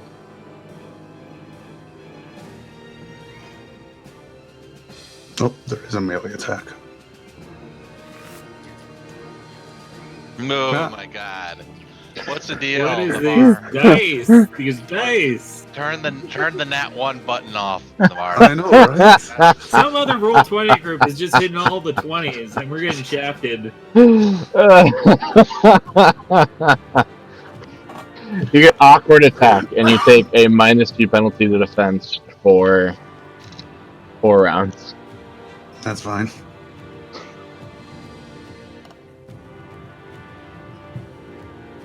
This one in the grease, the front right one, without getting up, claws towards your ankles for an 11 versus defense. Misses. It does hit? Oh, miss. It does not. Okay. I have 13. The other 2 stand up. And then it's Taween's turn. So I can't. Can I not stand on a dead body? Dead bodies you can, they're just considered difficult terrain. All right. So you can't Can 5-foot step into them. What is your next on that one? Because I pressed the wrong button. All right. I'm just going to move in then. If it calls an attack of opportunity, it causes. No. Does it get an No. attack of opportunity on me? All right. That's only And then- for leaving, not entering. I know, but I don't know. Maybe it has reach. They don't have reach. Zombies with super long arms. Could happen. I move in and slash at this one. This one's prone, so you get a bonus to, or his defense is lower. That's Connor. Yeah, that's a 9 damage. Oh yeah, you just head chop it while it's on the ground, finishing it. It is. That's my turn. Alright. I'm gonna put my stick of butter away. And I'm gonna pull up my lute. And I'm gonna sing some inspirational words and songs to my good friend Tyween. So you're gonna get +1 to attack and damage. Yeah, I've played a bard now. Okay. I know how they work. Cool. That's my Nithya. turn. Yeah, but where's the song? Or what? Ah. Where's the words? What's the where's the words? Come on, man! You set a precedent. I know. He's not as inspiring to write songs about as Matthew.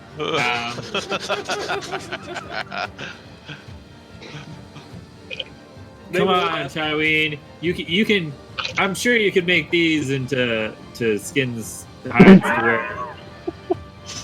So my bard did jokes as his inspirational thing, Yeah. and they had me tell a joke every time. So be prepared for that. Yeah.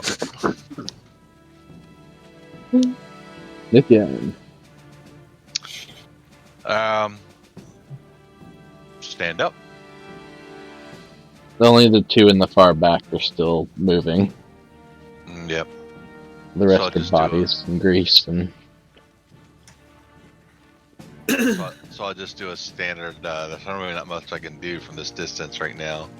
So I'll just do a standard range rope dart. okay. And even 10-foot wide hallways are pretty bad. You get Yeah, clustered. and I miss. That's it. I'm done. Reggie. I tried to use my bombs again. All right. Will save. Yep, bombs are a great idea. Bombs are a great idea. Knowing that it is undead, I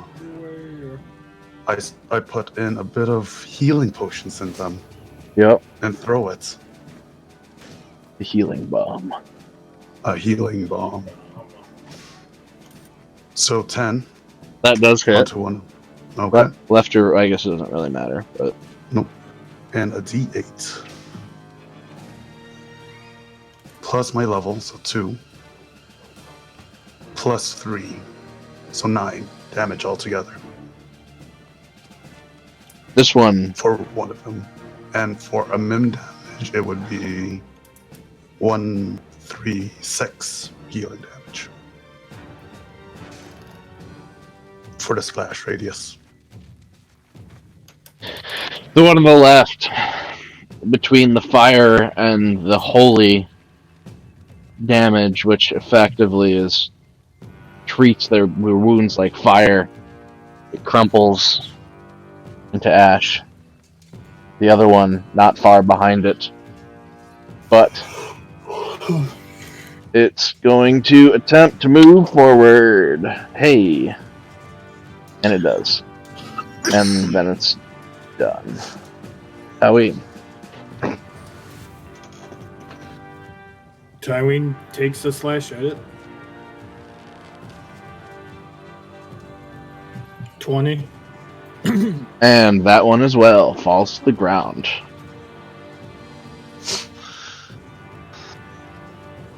As there are no longer any of the mobile dead. Do we hear anything from inside the room? Or do I hear anything? Make a perception. Are you entering into the room before hearing, No, or are I'm- you listening from the hallway? Well, yeah. I'm listening from where I am. I'm trying to decide if I should dismiss the grease or not. That's a good thing to listen. All fall silent, aside from your own selves. I'll dismiss the grease, which you've already done. I look at this. Let's grab Matthew and get out of here. On my head. You don't want to.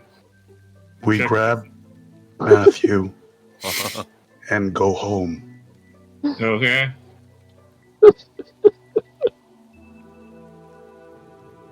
So Nithya picks him up and starts heading out. And tracking back the way you came, you guys find yourselves at the top of the stairs, back in the graveyard, where you see that other person who came into the grave, the other man. He's like, he has the gates closed, and he's just holding onto the bars, looking through them, waiting. And he sees you come up, and he shouts out, "They're back! They're back!" Flings the gates open and runs over towards you guys. And I gently lay down the body of Matthew. He comes over initially with this glee and excitement to see you guys return, and then his face Before he drops. says anything, I say, call his wife.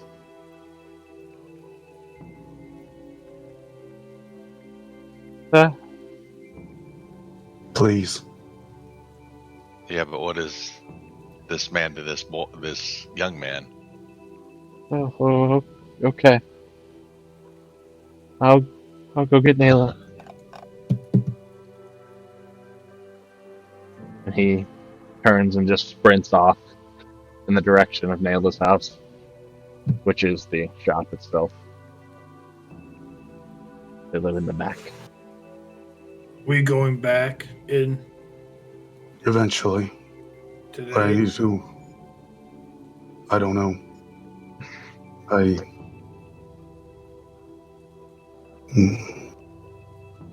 In my haze at the end, I used a lot.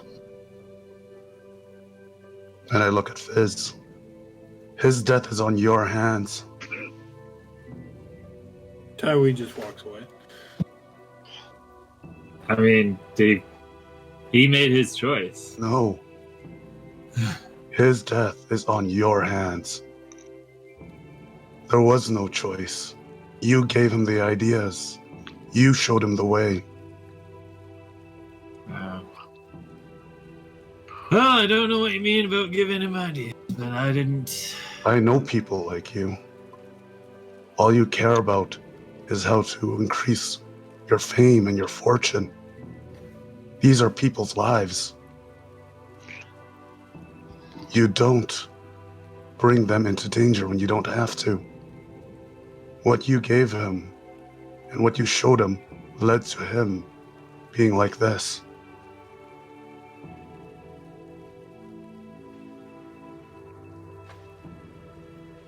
I mean, if that's how you feel.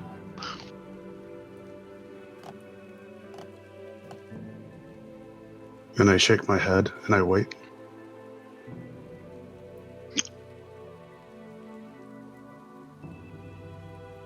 You hear her crying out long before you see her. You just hear from down the alley, "No! Matthew! Matthew!" as she races into the cemetery and almost in a topple crashes to her knees and over the body in a fit of tears. I'm so sorry. I tried everything to keep him.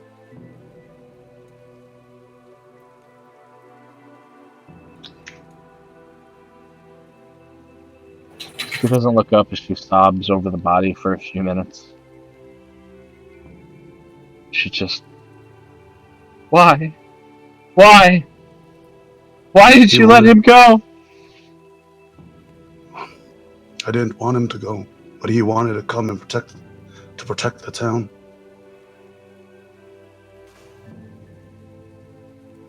He thought he needed to. Probably to protect you.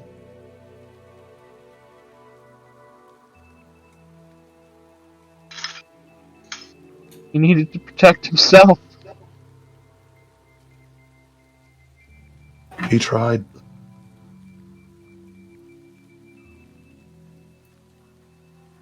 He tried so hard to stay alive.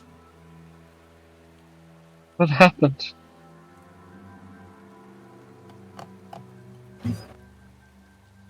A skull spider jumped us from behind. Once I noticed, I tried to save him, keep him as alive as long as possible.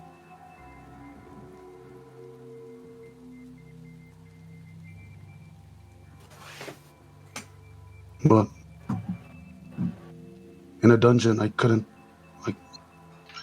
stop the poison from entering his heart and stopping it.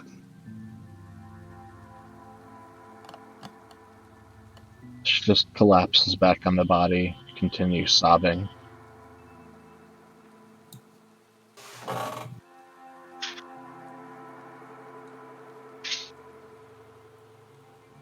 Nithiarn leans down and just kind of touches her slightly on the shoulder, which is unusual for Nithiarn even. It's kind of some noticing things. And then she lowers her head down and kind of goes into like a meditative prayer type state. Nothing really, just kind of showing sympathy next to her.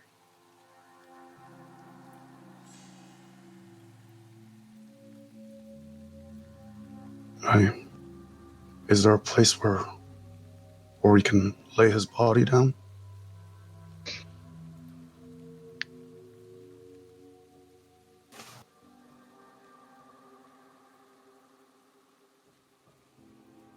Don't worry about it.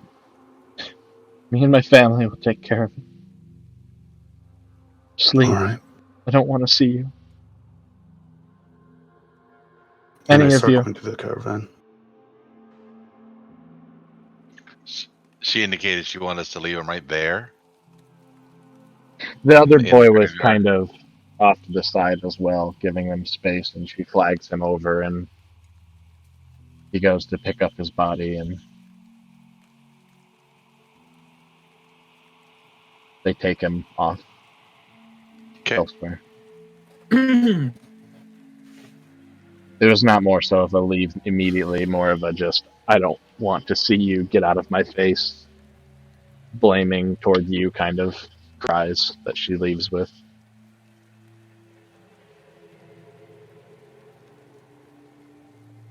There's And I also start a heading few back to other the caravan. onlookers at this point. Say that again. Oh, I just Of said there were a few other onlookers during all of this commotion as well. Okay. So I follow behind Nithiarn. I mean, behind RJ.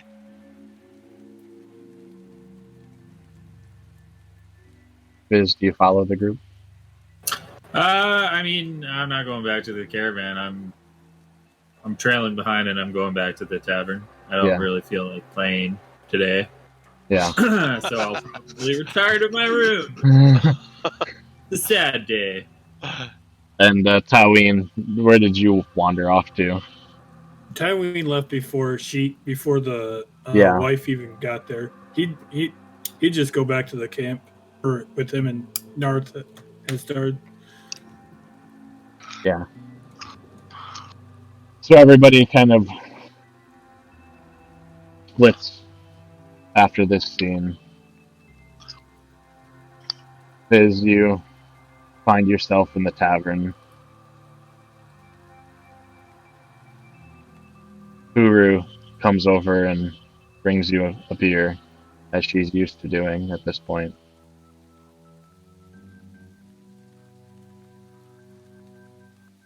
Reginald, Nithiarn, you find yourselves back at the carriage. I look at Nith, like, I think I just want to be alone for a bit. She nods her head and walks away. And I go inside and just not really doing anything, just tinkering around in my little corner. Mm-hmm. And I mean, like, when the bar person comes over, like, I thank her there, but like, I'm planning on like going to my room. Yeah. I'm not hanging out in the bar. Yep. And it's probably about midday at this point. So, Nithiarn, where is it you head in this time? That's a good question. Because the only room she has is the room that she shared with. Just a second, Jace. Let's go look for it. Let's see, so where would she go?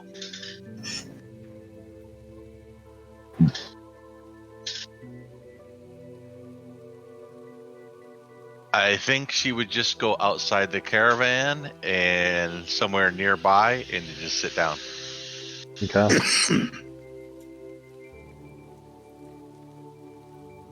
And just wait. Navarre, did we ever set a range or a rule set for?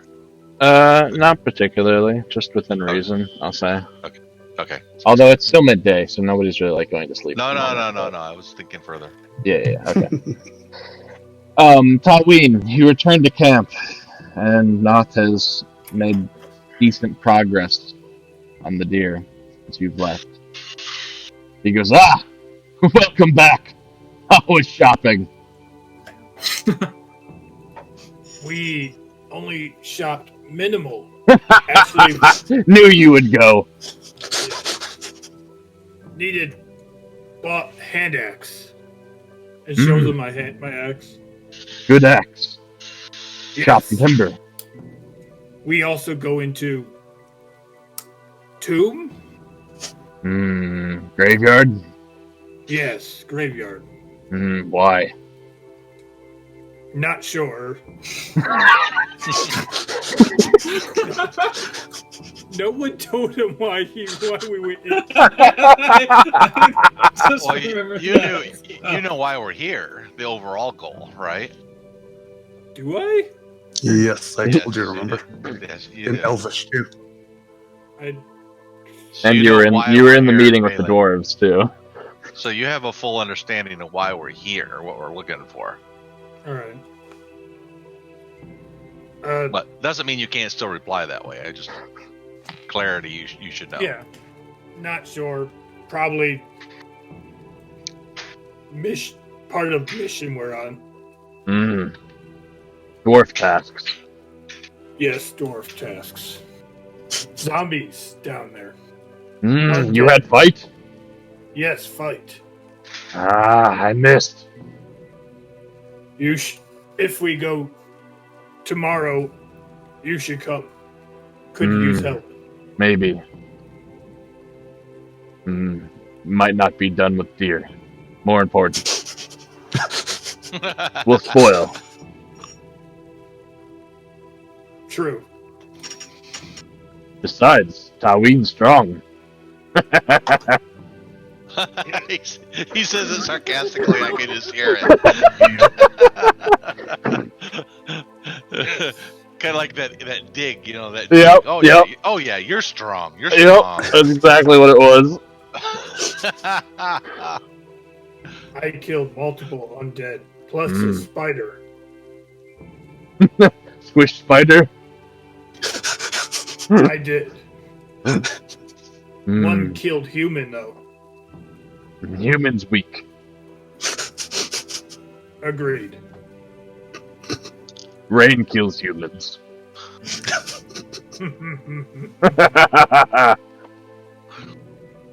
You bring trophy back. Would I brought anything back? No. No. You don't take trophy of kills? Smelly. Undead. Don't know what's undead. Not alive. Then already dead. Not fight. But somehow still. If Don't you come, understand. if you come tomorrow, you'll see. Maybe. Help with deer. All right. And then with that, I'll even throw a survival in there just to help him. Yep. With that, I will tell him the tales of what we did today, including new annoying human. That never shuts up, right? The noisy. I'm sorry, not shut up. Noisy. The noisy one. Yeah. Okay. There's 14 to survival. You guys make more progress over the course of the next few hours on your hunt produce. Anybody else doing anything for maybe before evening comes? Not really. Not for RJ. RJ's contemplating and brooding. And I will stay right where I'm at until night, until it's time for trance, unless RJ comes out. Mhm. Because I'm perfectly fine wherever. Around dinner, I'll come out and how much would it be to buy like 2 rounds for everyone in the tavern at the time?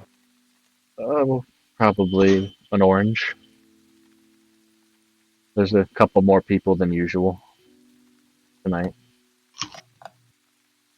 There's still that I'll man and his dog. 1 silver. Yeah.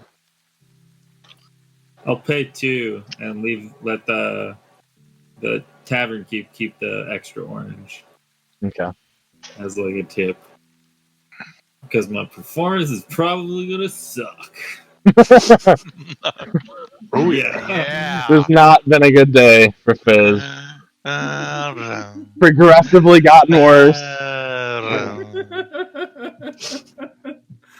He's like really sad. He's just like, At one point, you're just like barely playing, fiddling, just. And the guy with the dog in the corner just says, "First you steal dog, and then you play shitty music."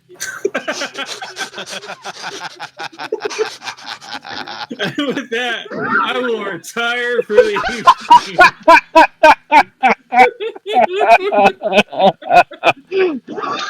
Awesome.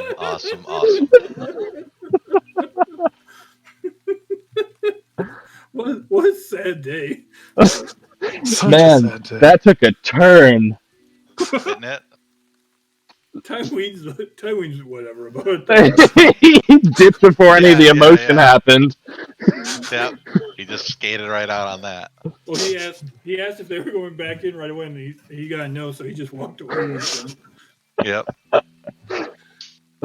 So everybody eventually, evening comes. You potentially go out and have dinner for those of you who feel like eating. I assume Narth and Tywin just eat at the camp. At one point, a little before dusk, Drix comes into the carriage. You see him. He has a couple of sacks, RJ, as he comes in and he sets it down. And oh, hey there, bud. I nod. How you doing? Not so good. Well, what's wrong, Doc? Somebody died today. Oh, well, not one of our companions, I hope. No. A townsman who tried to protect his home, but because of that minstrel, went in over his head. Well, I'm sure the man made his own choices. Maybe. I know a thing or two about, convincing people of things, and at the end of the day, it is their choice, even if you do paint the pretty picture for them. I've been a lot of half elves in my time that I tried to explain. If I could just get you out of there, if I could take you south, there's a much better place, and it's some kind of true. I mean, they don't slave them here, but it's still rough out here. It's hard. I mean, things can kill you when the least expect it. Hell, we've nearly died a number of times, and we've just barely gone anywhere. Well, that's the difference, Drix. You tried to help him. the minstrel is just trying to gain fame. Hmm. Maybe there's a reason for that then. Maybe. I mean, something always drives everyone. Maybe he's just hiding from something else and he wants the company. Maybe. But not tonight. No. Well, I'm sorry to hear you had a rough day. I'll leave you to it. If you need anything, let me know. Thank you. And he doesn't really make conversation, but he just goes about. He unpacks a few things into the carriage around you. Some basic supplies, and you see he even picked up a couple more glass vials that he sticks in your cabinet. And then he goes up top, and you hear him rustling around on the roof for a bit, and then you just you hear him set up in the driver's seat, and he swings the door open, and then he just kind of softly plays some mellow tunes, just making sure you can hear it by opening the door.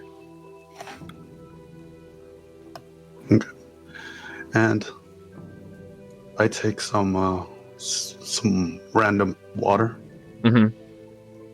just a jug of it, and I ingest one of my spells, Tears to Wine. Nice. I just make it into mead and get blackout drunk before I go to bed.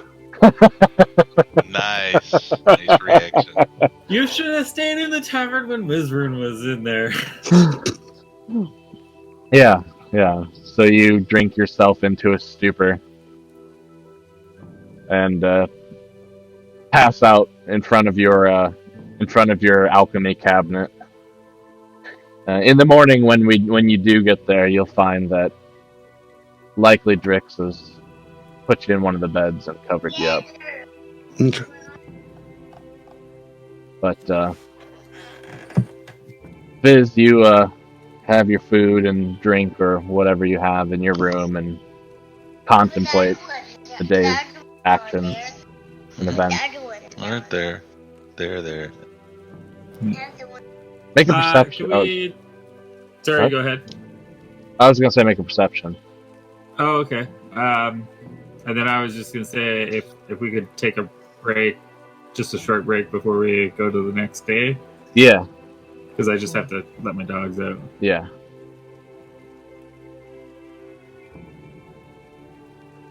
Perception of 8. Oh yeah, I see it now.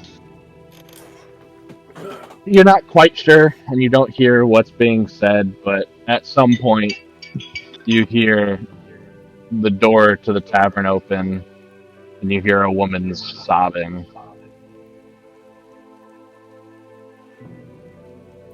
And that's where we'll leave it for the short break real quick while you can go do that. Thanks. Yep. I'm gonna step away too. Yep. Probably ending session shortly here anyway. Alright. So we'll get these last few minutes out of our way, and then sounds Did like not Nith has expect that something for turn. the morning or the evening. No, neither did I. Damn. Jeez. Well, I was doing so well with my treat poisons as well. One spider bite killed a man. Yeah, what happened is you helped him the first round. He succeeded that one, but then he failed the time after that, which reset his consecutive 2. You helped him again, which he succeeded, and then at the top of that next round, before he would have probably succeeded with your help a second time, I rolled max on the poison for like the third time in a row, and it was just enough to take his last con point out. It was so close. That's such a good story moment, though, overall. So good. I was hoping that he'd still be happy for a bit longer. I didn't expect the guy to die from one spider bite. It wasn't even the damage that had anything to do with it. I know. I did not expect that either. I thought I still had at least 1 or 2 more turns. He just dropping con fast. He only had 10, so basic ass commoner. Yep. Well, I expected something to happen to him. I did not expect Reginald to let him die like that, though. Yeah, to die in your arms, frothing at the mouth with a seizure as you're like trying to save him actively. Just the poison hit hard and it hit fast. Skull spiders will have a different feeling for Reginald going forward now. Yeah, I think spiders and skull spiders are now favorite enemies. First thing to kill.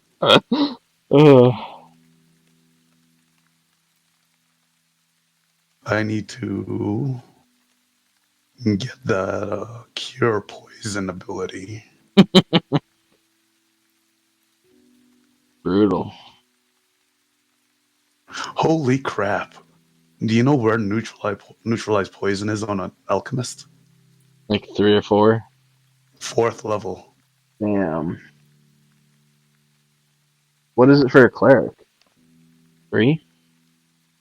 2? Clerics are 3. Yeah, okay. No, clerics are 4. Okay. Druids are 3. Yes, the druids get it early. Druids and rangers. Yeah.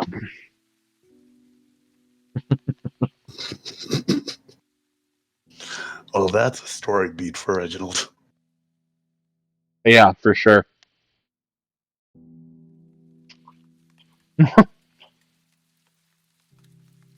Oh, man.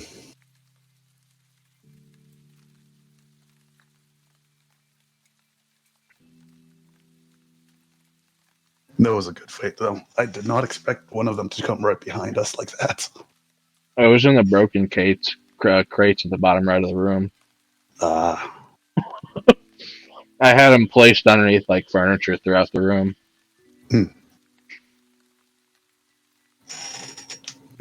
Yeah, Tywin did not care. And the trigger for them was getting like too close or disturbing whatever they were with or underneath. See, I was looking for things like that underneath everything. Yeah, you rolled too Rats low or- though. Yeah. They have a pretty high perception. Plus they're tiny, so. No, I got you. But that's what I was trying to do. And I found nothing. Sorry, what were you looking for? Oh, the small animals in that room. Oh, yeah. Didn't even occur to me. That's why you got bit. Yep. Or bit at. Almost got bit.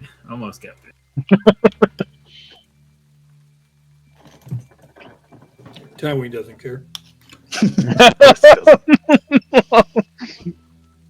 I love the giant vastness of like personalities that the group has right now too.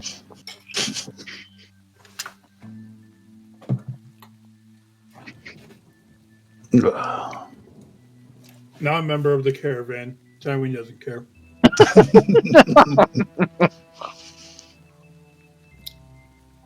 Weak human. You weak human. Understandable. Yeah. I mean, my character definitely looks on the rather thin side for humans, so calling him weak isn't necessarily a inaccurate appraisal. We did it wrong, Navarre. Did what wrong? Treat poison. What does it do? Every time the poison character makes a saving throw against the poison, you can make a heal check. So whenever we would have taken damage, I would have done the heal check then. Yeah, it's basically each round anyway, like you were doing it. But no, if he took damage at the top of the round, I could have used a heal check then too. To prevent it. Yeah. So he could have rolled a heal to add to whatever the save was. I don't know enough about the rules. Just because you make the save at the end of the turn, right? So at whenever this one it seems like at the start and at the end. Well, you take the poison damage at the top. You do the save at the end. Mm. It's that way so you can't. You always take the damage even if you succeed the first whatever. Okay. Okay, then we were doing it right. Because when He's going to says take the damage saving from the throw- poison or suffer some other effect every time the poison character makes a saving throw against the poison, which is at the end of the turn. You make the heal check.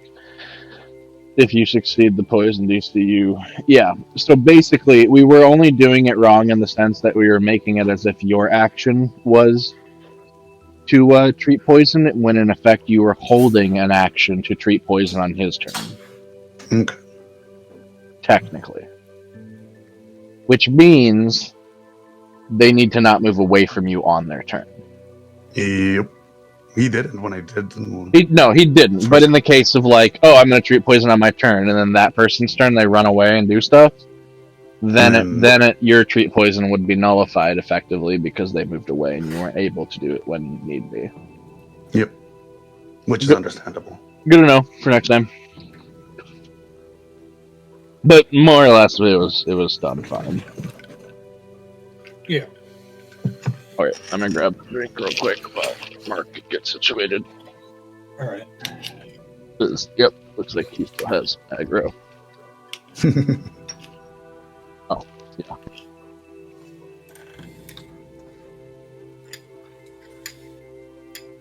Do you want to see my dogs? They're here. They're small. They're small dogs. Yeah.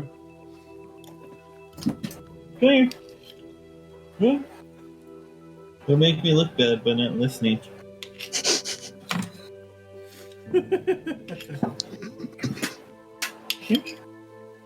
Oh.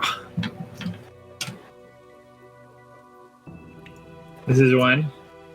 Gotcha. Her name's Elsa. They're named after Frozen characters because they're white and tiny. And they're sisters, too. And this is Anna. And they're like actually from the same litter. But their fur is like completely different. Alright, I'm They back. look very different, too. I had wife aggro. The dog show. Dog Yes. aggro. Is that the dog that's following you around? Not This the is same my size. dog. This is my dog. You are stealing the dog. Multiple dogs. Multiple dogs. Yeah, I've got another dog. You You guys just were can't stop. You run away. Uh, So the one you just saw is her name's Anna, and this one's Elsa, and they're actually like sisters from the same.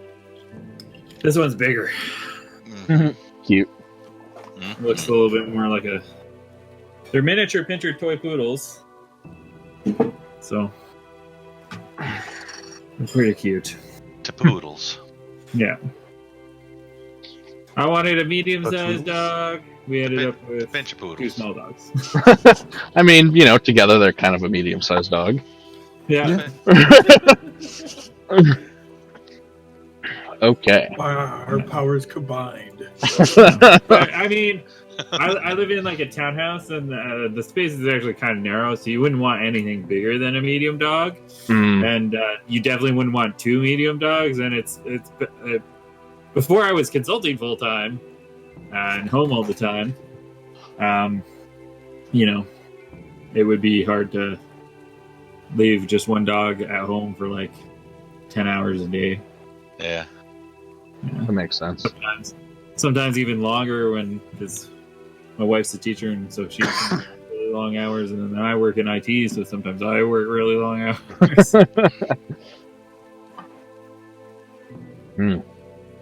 Well, once Tim finds his way back to his mic again, we'll be good to go. I hear you vaguely off in the background.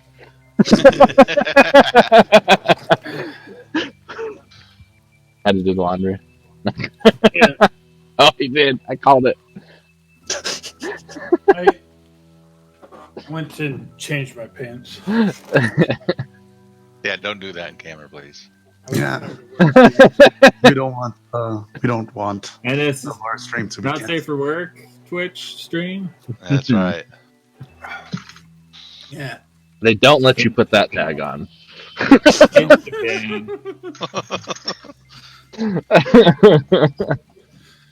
All right. Okay, so as you try to find your way to sleep, Fizz, you can just hear that woman's cries through the wall. Likely the woman consoling with her friends in the tavern. Oh crap! And you eventually drift to sleep. You are dreaming tonight, Fizz, and you're back at the outpost. You remember the times of what it was like to be able to just woo a woman on your own. You are replaying in your mind that first catch you got and what that was like. Happier times, somewhat. Then current, huh?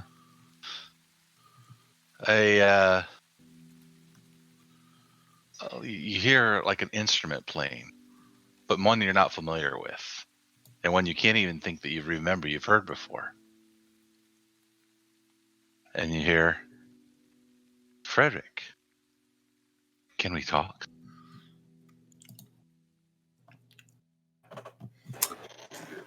Who are you? Like, what am I seeing? Do I see you or no? Not yet. Okay, yeah, like, So where are you? To What ex- is this? This to explain the interaction as it's starting here, you are in a dream, but you are in a lucid dream at the moment. You will recall any of the events and conversation you have. However, as this presence does make itself known to you, you do get the sense you can try and push it away if you don't wish to have the conversation or interaction. Okay. I mean, It's at this not point, it's not an offensive approach. That's why it started with music and a soft yeah. voice. I'm curious about the music, but I'm also like, this is weird. Who are you? It is I've me. not had voices speaking in my dreams before. It is Nithiarn. You call me the tall elf. Really? How come you can speak, and why are you in my dreams? Have you attempted to will save against it? Your choice at Like, any point. You can voluntarily do a will save if you wish to try and end this interaction at any point. so I don't want to end it. I'm just Yeah. Just keep that in mind going forward. I don't like I've never this has never happened to me. I Yep. don't comprehend really 100%. what's going on. Okay, so just keep that in mind. At any point you Yeah. want to end it, you just state it. Otherwise, I'm going to assume you haven't. Is that Yeah. fair? Okay. Yeah. So before you steps in front of you, Nithiarn. Now you recognize her. She's dressed in immaculate clothing, long flowing clothing. That you might even expect something that you've seen in royalty or something extreme. You know, the most wealthiest of wealthy type person. And she walks and is a flow, almost like a dance, with like the wind around her, and a soft music playing that you haven't heard before. And she is stunning, more so than what you think of when you look at her in her current way she is, the way you've seen her. But you can definitely recognize her. And she walks up to you. Sorry for the intrusion, but I really wanted to talk to you about today, and just to introduce myself to you. Oh, okay. Do you have these clothes when I'm awake? Because you should I mean, you look pretty good in them. You should probably, like, just a suggestion. Maybe walk around in them a little bit. She smiles and she Be goes, much more. I appreciate it. You know, it's odd that these are what I feel when I get to speak to people. But I don't even know where they came from. It's kind of odd. But they feel so natural. Like, this is something that I always wear. But again, my name is Nithiarn. What is my last name again? Nithiarn. Yeah, just Nithiarn. Nithiarn is how she says it. Kind of an accent, but still in common. I'm sorry I can't speak to you, but I can't hear and I can't speak when we're awake. But for some reason, I'm able to visit people when they dream. And it's a most wonderful experience for me to be able to hear music and listen to the leaves blow and various sounds that people think of when they dream, their memories. And it's just very pleasant. But I wanted to talk to you. Okay. What is the music that's playing? I've never heard of that before. You know, that's a good question. I don't know. It seems to me that it was something from long ago. They used to dance, and they used to play music. Oh, I wish I remembered it. I would love to hear your music. I see you playing. If I'm close, I can feel the vibrations. But I can't really imagine. But before we go there, why are you showing interest in us? I'm curious because you come off a certain way, but I don't know whether that's you or not. So, what's your interest? Well, you know, I've been out on my own for a while now, and to be honest, it's kind of sucked a little bit. So, you know, I thought it'd be that. nice to join a group of people rather than just trying to make it on my own. I can appreciate that fully. I really do. I have known nothing but serving my sensei for as long as I can remember, and any of my memories from before that I can't imagine. So I got to tell you, I feel very lucky that I've met these people. RJ has the biggest heart a little guy can ever have. He's got wisdom that leads us. And he's inspired me to want to even be different than I expected. He's a good friend. I wanted to tell you that. That he will accept you, but he has high expectations of us as well. That's good to know. Tawin is brave. Oh, he comes off rough. But he's looking for something too. Yeah, I mean, Tawin looks like from how I've interacted with him, from how he's talked with me, he seems like a fairly decent, strong fellow. I'm curious, so because I know a little bit of the history of like the country to the north, DM. Mm-hmm. Do I know if like Sensei is what they would call their slave owner, like their masters, or like I'm confused as to Sensei. No. They would generally call them masters or owners, but Okay. the way that Nithyan's using this is in a bit of a different sense, more like teacher. Okay. Well, I can tell you this. Today was a sad day. Indeed. And I think people don't maybe understand your motives. So maybe if you can tell me, you'll be able to tell them. And the fact that you say you want, sounds like you want to be with a group of people who will accept you.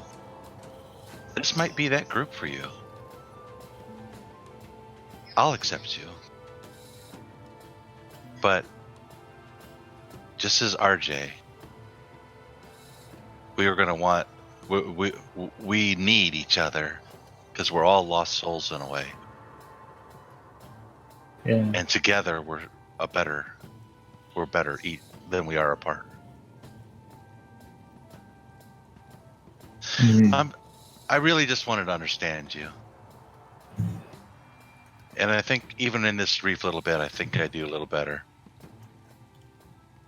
Sorry again for imposing, but I got one more request. Will you play music for me? I'd be glad to. Whether or not I play well. You will play well. It's your dream, so you have a bit of lucid dream control here. The best. Excellent. Nat 20 on the perform.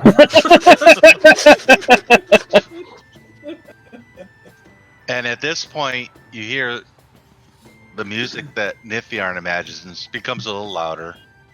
Whether or not you've heard it before or not, you understand it. She doesn't play an instrument herself right now because she doesn't really even know what she would or could have in the past anyway. But the sound is still there, and and you see her dancing, and whatever else you want to imagine as your best performance ever is what you would what she's trying to lead you to. So obviously, like, I would be playing my lute, but because there's other music going on, I would incorporate that into what I myself is playing, so that the music sort of intertwines with each other. Okay.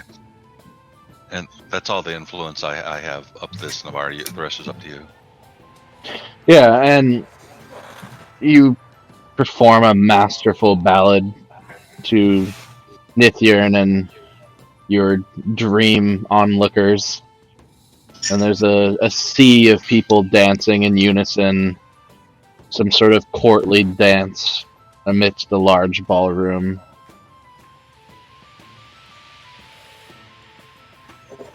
And you just have a wonderful evening and sleep. And when you awake the next morning, you feel very well rested.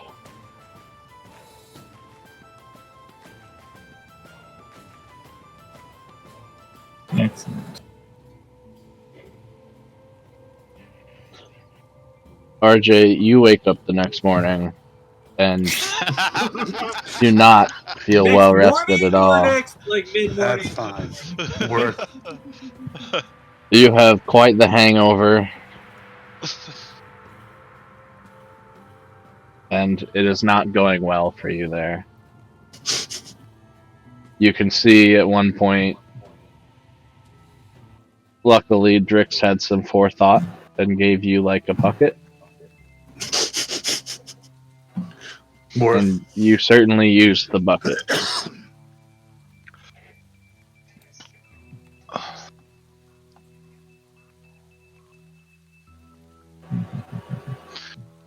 So are you like, where did RJ end up spending the night? Like in the caravan, or Yeah, and Oh yeah. there's beds in the carriage. He did not want to be in the same building as you as of that moment. Nithyann does get up. Again, she feels good in the morning, bright up and early, and then she starts looking out after RJ, tending to him.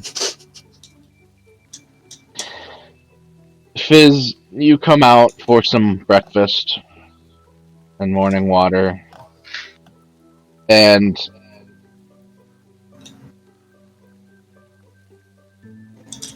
Huru's kind of giving you the cold shoulder this morning.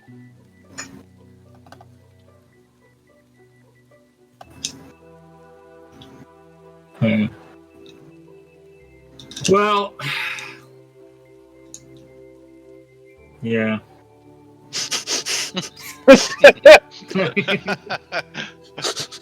I assume he was friends with the people who ran the general store. So I'm gonna mosey on outside.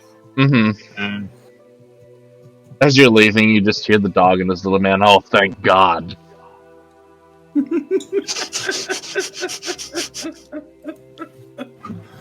yeah.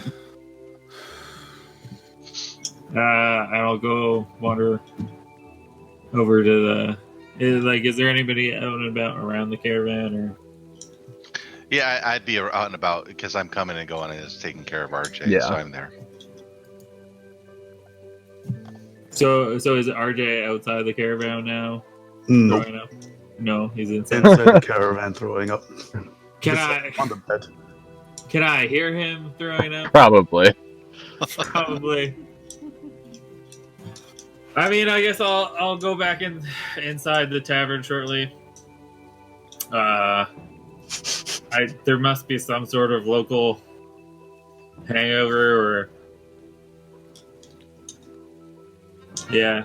remedy of some kind. Are you asking? Recommended of- Are you asking who? Sure, yeah. I mean, she runs the bar, right? Mm-hmm. She says, just gotta wait that thing out. You just gotta wait that thing out. Okay. Yep. No cures here. No what? No cures. Well, Nope. I mean, it doesn't have to actually work. It can just be something that they think works. Lemon water works, I hear. Huh? Lemon water. Lemon water.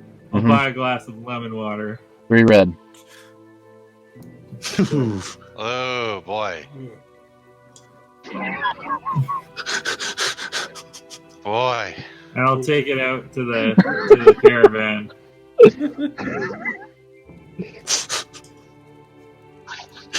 And Nithiarn sees you approach. She bows to you, and she kind of motions for you to go into the caravan. Okay. We'll go into the caravan. So, being your first time in this, it's actually quite lavish. The caravan itself, like, there's a few pull-down stairs that walk up into it, and you come up in its side, and it's about 15 feet wide within on the width, and then it's like 25 feet long. They have quite a number of horses that pull this thing. On the right, you see there's like a big U-shaped row of benches. There's in the center, middle of the front, there's a door that leads to the driver's seat. On the left, you see a curtain, and it leads back to a couple of beds in the back. And straight across from the door, you see there's like a cabinet, double layered with various goods and things and food on it, and like a little baby mobile camper. And you see RJ kind of partially obscured by one of the curtains as he's hugging a little barrel, looking quite sick and pale. Is there like a table near him? Yeah, there's a little side table between the 2 beds in the back. Yeah, I'll put the lemon water on the table. They say that this might help. See, I'm pretty terrible. Doubt it. Nithiarn's standing in the doorway, just kind of like not in the doorway. Mm-hmm. Okay. So if he's so that you're on the inside and okay. RJ's still hugging, just like, and really gruff is like, doubt it. What do you want? Nothing. You just sounded terrible. Yeah. Give me a few hours. Does Cure Light Wound doesn't cure this, does it? Or No. help with it, does it? No. There is a spell. I do not have it.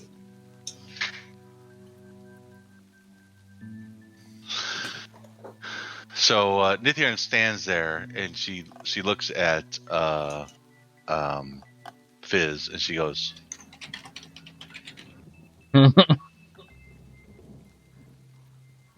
and points to RJ. She signs a bunch of stuff. You have no idea what she's saying. Yeah, But yeah. she goes.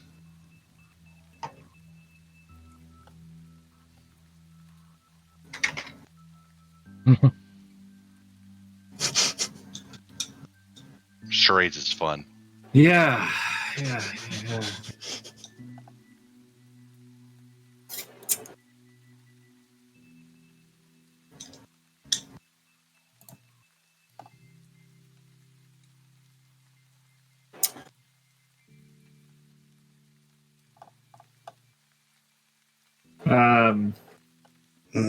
RJ, I am sorry And about what happened yesterday. And before he starts talking, I put up one finger. It's like, if you're apologizing, give me 1 second.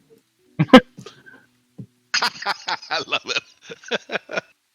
And you see RJ just fiddling around with one of his extracts before he even starts making his proper extracts for the day, and puts in polypurpose panacea. That'll do it. Yep.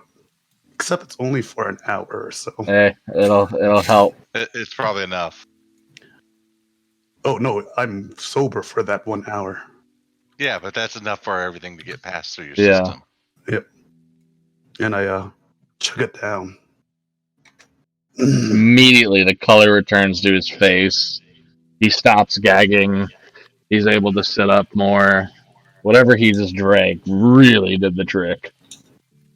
You were saying? Well, the locals could really use that. But yeah, I'm sorry about what happened yesterday. You're not supposed to apologize to me. A woman out there just lost her husband. A town just lost a valuable person.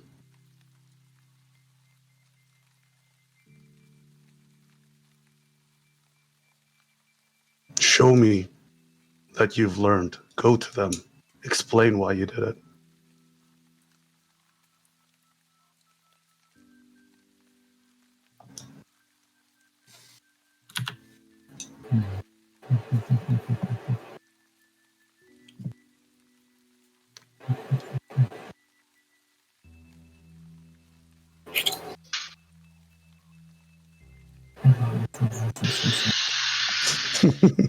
Tough. I know. Well, it's a good awkward silence. Yeah. It's actually really, really good.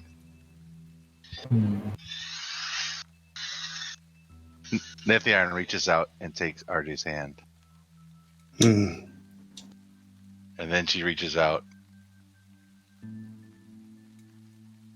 and takes Fizz's hand.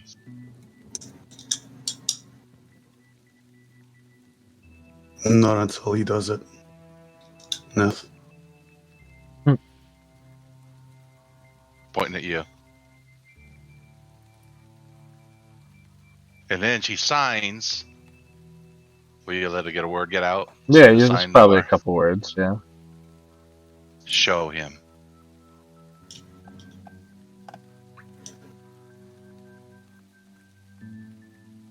Neth wants you to show me something.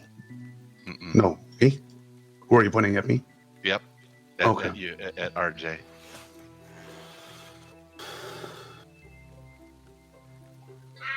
Show him. Sign language. This is already showing him. He needs to be every reaction needs him accountable. She reaches out and takes your hand and tugs at you a little bit. Me or No, RJ. I let her drag me wherever she wants right now. And she goes, And then she points to Fizz and says,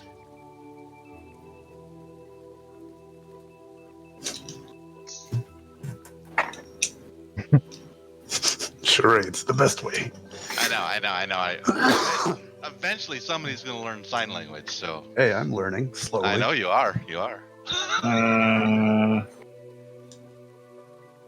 Can you do that again? I'm not really sure. Let me see if you're going to let this one, Navarre.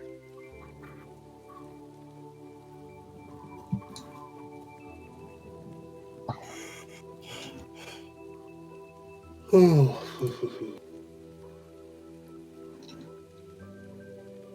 Wait, what are you doing? So I want to sign that to RJ. You messaged something somewhere. Yeah. I just did it through Discord. I can't look at main Discord Oh, without okay. screwing up stream. Then I have to keep the thing in full screen. Just use roll20 and put /GM before whatever you typed. But I'm sure it's fine. Yeah. Okay. So she signs again to RJ, points at you, signs, help him. I am. He needs to see what he's done and face up to it. And she agrees. And then steps back and kind of says, and points at Fizz and says,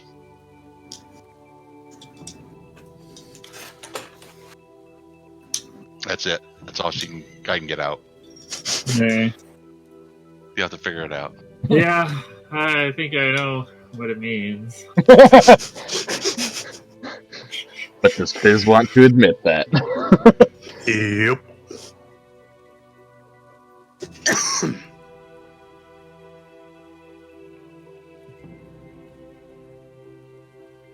I mean, again,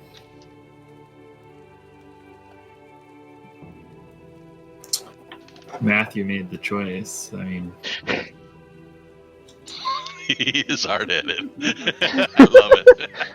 so RJ's just staring daggers at him right now with that one phrase. I, you know, with the magic that I had, I tried to help him as well, but there's, you know, it's a tough world. And you didn't have to make it tougher. If this is how you are, get out now.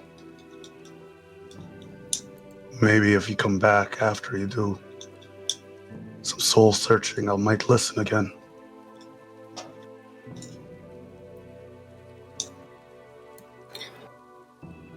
Yeah, I'll leave the caravan and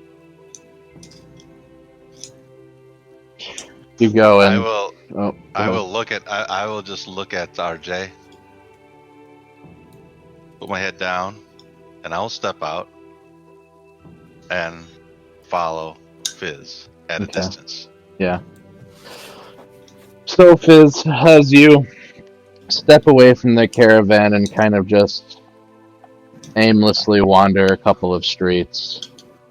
well, no, like Oh. I have a like Oh, good. I'm Yeah, where are you walking. headed? I'm heading to my horse, where I've stored my horse, and I'm gonna start packing my shit up.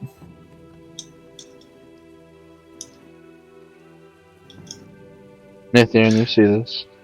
Yeah, I walk up to him and take him by the hand again, and then just start pulling you towards the general store. And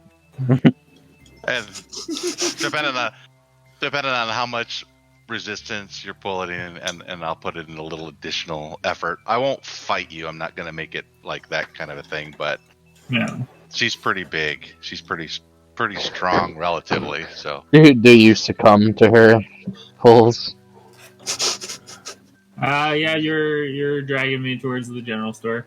Okay. And as you guys reach, In a slow walk, in a slow, yeah, deliberative walk. and as you guys reach the outer door, Nith, you push it open, and the little bell rings, and that's where we'll pick up next week. So I'm not here next week.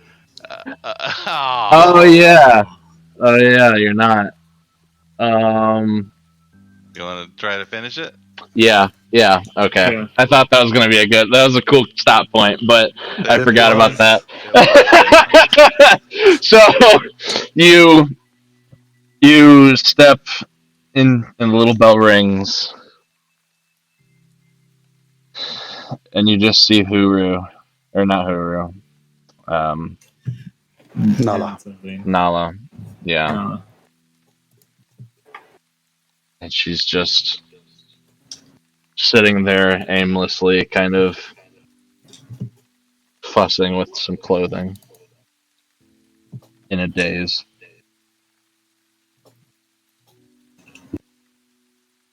She doesn't even look at you guys when you enter, even if she even heard.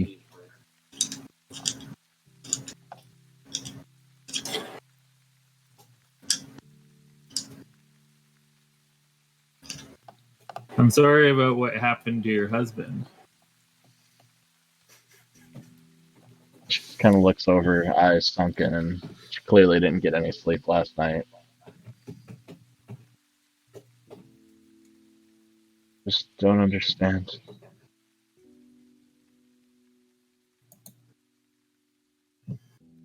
I mean, he was clearly a brave man. He's always been a brave man. Was.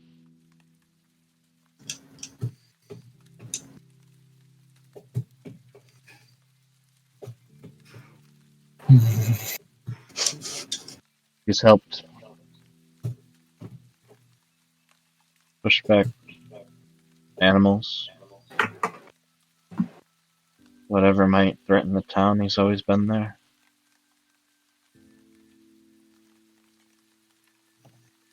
Then he went to underneath the town. Why? Why does that place exist? I don't know. It is as much a mystery to me as it is to you. Why would he go there? So, oh, look at that. So that appraise check. I'm not. Are you afraid? I know, right? What am I appraising? What am I appraising? I'm trying to figure out, because she just lost her husband. How much money do I think she's gonna need to kind of like help keep the farm going? Because he was a farmer. As far as the praise goes, I mean, food is probably the main resource lost there, and the value of that is, for a season or for a year's worth of food is probably Expensive. Yeah. 30 blue, maybe, if they Okay. eat crap. But at the same time,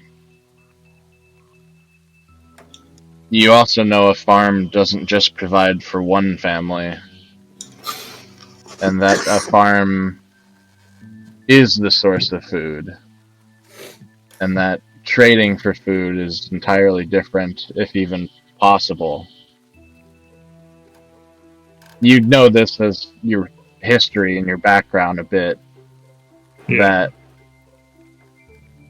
food trucks don't just come through and drop off, piles of corn for the hell of it, usually. Yeah. I mean, lords Well, tax that sort of stuff out of their commoners, and which is why cities thrive often, but farmers take their stuff to market, but not many people bring food to farmers. but I was thinking more along the lines of like, in order to be able to like get help.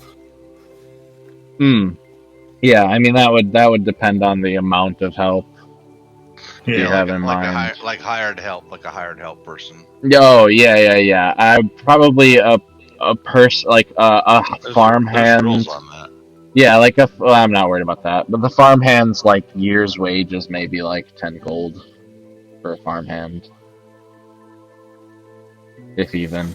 They're pretty cheap. And that they'd get paid in gold, or Probably a combination of food and housing and the ability to just be alive and partially in funds for their okay. own needs. I gotta um.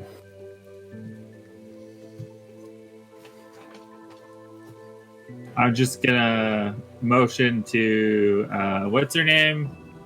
I'm Nayla? really bad with names.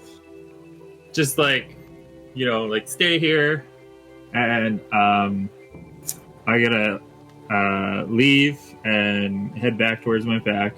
Mm-hmm. And I'm gonna pull out from my packs. I'm gonna pull. I need to look at my inventory.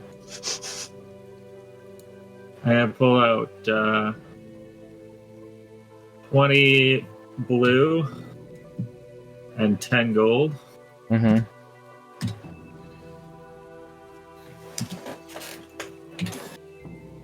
And I'm gonna carry it back into the general store. And I'm going to. I assume she has a counter, place it on the counter. I know this isn't much, but it's, a good chunk of what I have. Please, help get some help to run your farm. I'll make sure that your husband's not forgotten and known in this town, and like known not just in this town, and that your shop is known not just in this town.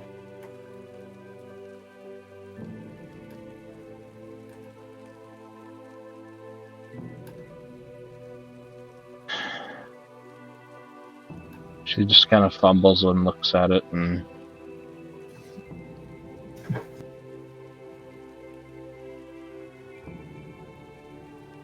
suppose it'll do what it does.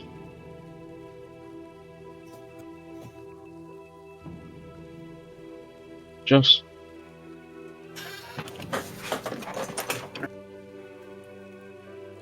promise me one thing. You'll make that, whatever that place is in town, make it safe. For all of us. We will.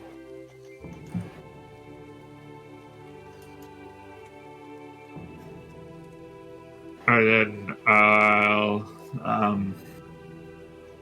head back towards the caravan. Is Nithirn following? Yes. Yeah.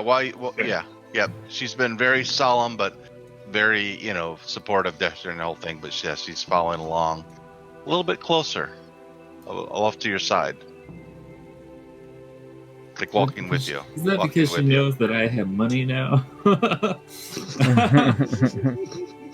Well, you obviously don't know Nithyan very well when it comes to money. God damn it. No, I think I understand.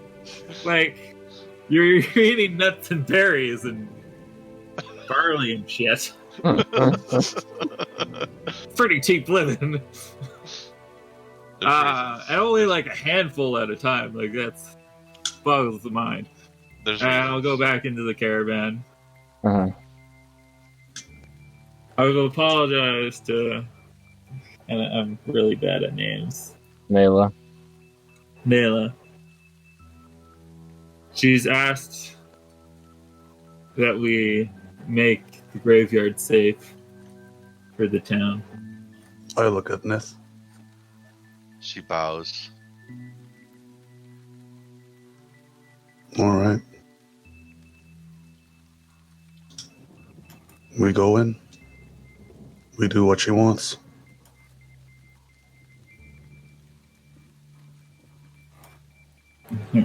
Did you? And I look at you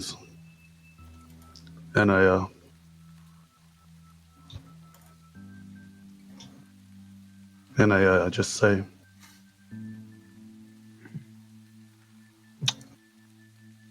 actions, they have consequences.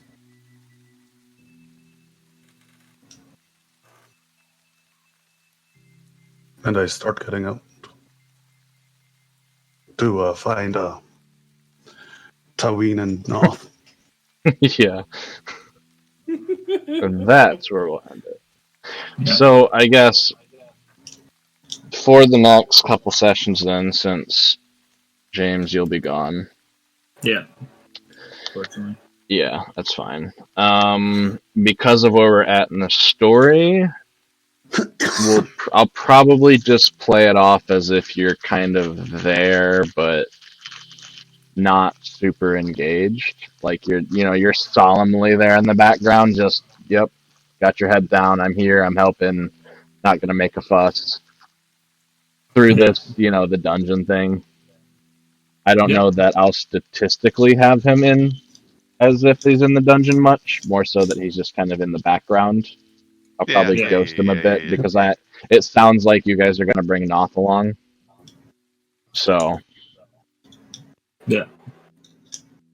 But that's then, like, as far as like before we head out, like I don't know where I was keeping my horse before, but I would kind of leave it near the caravan to be watched there rather than wherever it was. Yeah. All right. What to talk about a role-play drama-filled episode. Holy crap. I love, though, that the death of a commoner sparked that roleplay. Me too. That was freaking awesome. And there's such a clash of alignments going on here. Oh, yeah. Which is just fucking awesome. It's just awesome. It's just the way that it's like interacting, the variations of the we're role playing the alignments really well with our characters. Well, it's in not that we're role playing alignment. We're the characters role playing our characters who's are that alignment, which makes that interface happen that way. Yeah, which is cool. I love it. That interface was awesome. Yeah, I mean, I can tell you, if you hadn't dragged me back to the general store, I probably would have been like, "Yep, rolling up a new character for the next time I see you guys." and that would have been a very interesting narrative moment, but that would have been fine too. That would have been fine too. I've like when I played D&D in the past, I've had a couple characters who've died, but the like majority of my characters, it's just like okay, they're leaving the party. Narratively, there's a reason that, I had a couple characters like that too. Yeah. It happens. And if you would have resisted, I wouldn't have fought you. Yeah. But it shows... I secretly rolled for that because I was like, That's good. That's good. Tywin doesn't know what this drama is. No. Well, it's okay. I'm sure Tywin's gonna have his own drama at times. So soon. Yeah, you had some drama with me. Eh? Yeah. Down in the tavern. Oh yeah. Well, Tywin doesn't like you because you're human. Yeah, pretty much. That's still a huge hurdle to overcome.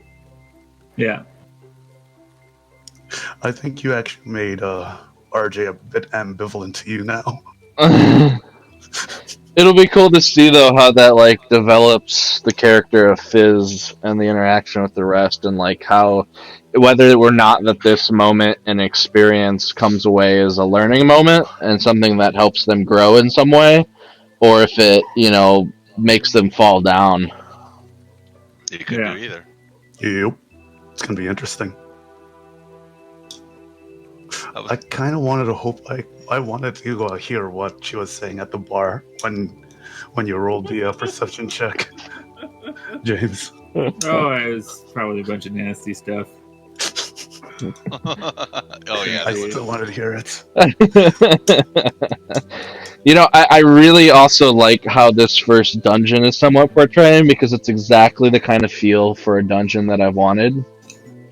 Where it's not you go in and clear the whole damn thing in one swing. no. Like you've had multiple reasons. Right, you've had multiple reasons why every time you go in, you do a little bit, and then it's like, okay, we have to pull back, regroup for XYZ reason, and slowly chip your way into the dungeon and unlock it over time with all this narrative in between. Mm-hmm. Yep, I like it too. It's actually really fun doing it this way instead of just going gung ho and I am party. Let us clear dungeon. Dungeon crawl, kill everything. Boom. Okay, that dungeon's done. Where's the next one? Yep. And part of it's, you guys are finding reasons narratively to not want to continue, which is cool. And also, I tried to design it in such a way where you cannot one shot this dungeon. We haven't done challenge accepted. We haven't done 3 rooms, I guess. We've done 3 rooms. We've done 3 rooms. You've cleared and searched one room, and then tonight you cleared 2 other rooms, but you haven't really searched them.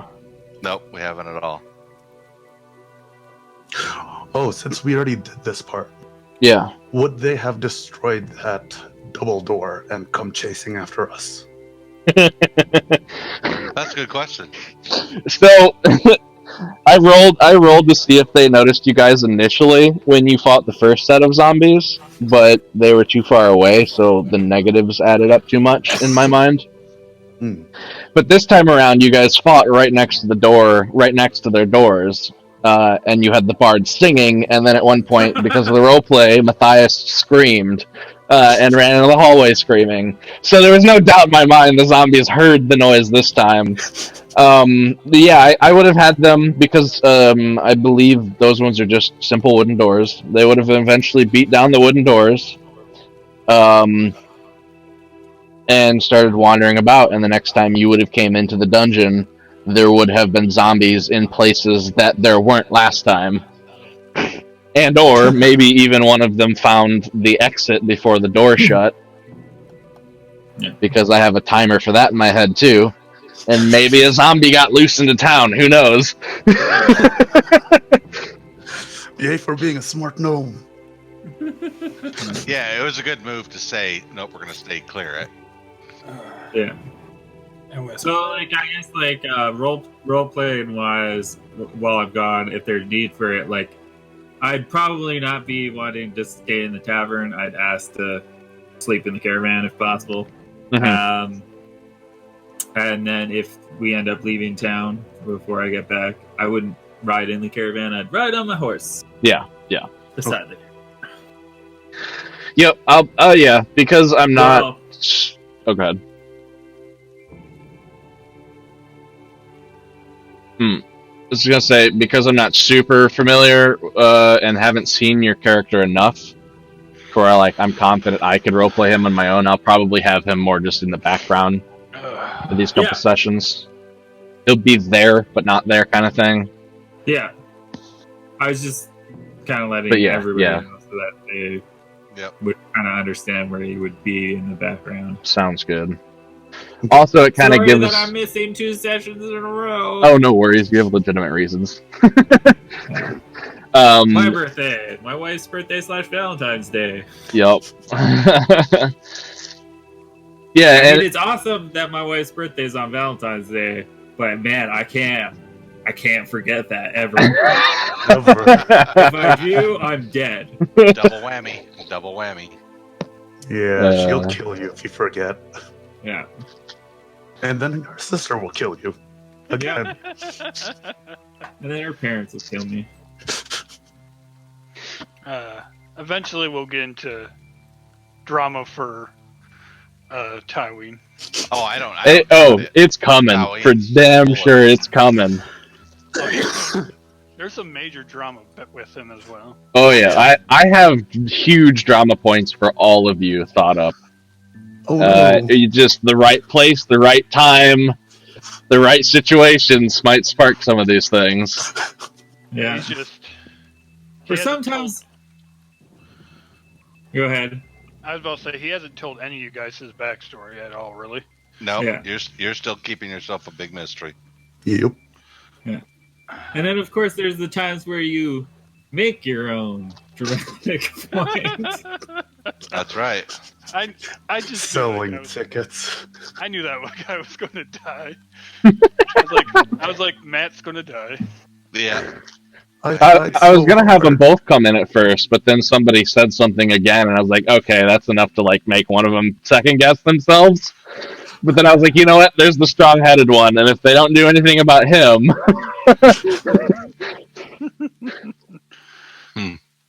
yep. And then Drix recognized your name, so I had a little bit of foreshadowing there. Yeah. We're going back to opportunity. That's gonna be fun. Yeah, I would say let's hope we level and you get disguised self. It was west of opportunity. Yeah, west of opportunity, near the wall is what he said. Near the wall. So I don't think any of you know what that means. So No. Drama. I made this character so there wouldn't be any drama. Well, But so well, much. you didn't count on me. My character is drama. Let's be honest. we Yeah, have that's awesome. we have It's such an eclectic group of people. It's just born. It's just there. It has to be. such a good portrayal for a bard too. There's a lot of It is, classic it is. bard aspects, but at the same time, there's this causing hell wherever he goes. Not even intentionally causing hell either. No, That's the best part. it's not like he didn't like say, "Oh, I'm going to do this and this is going to happen." Yeah.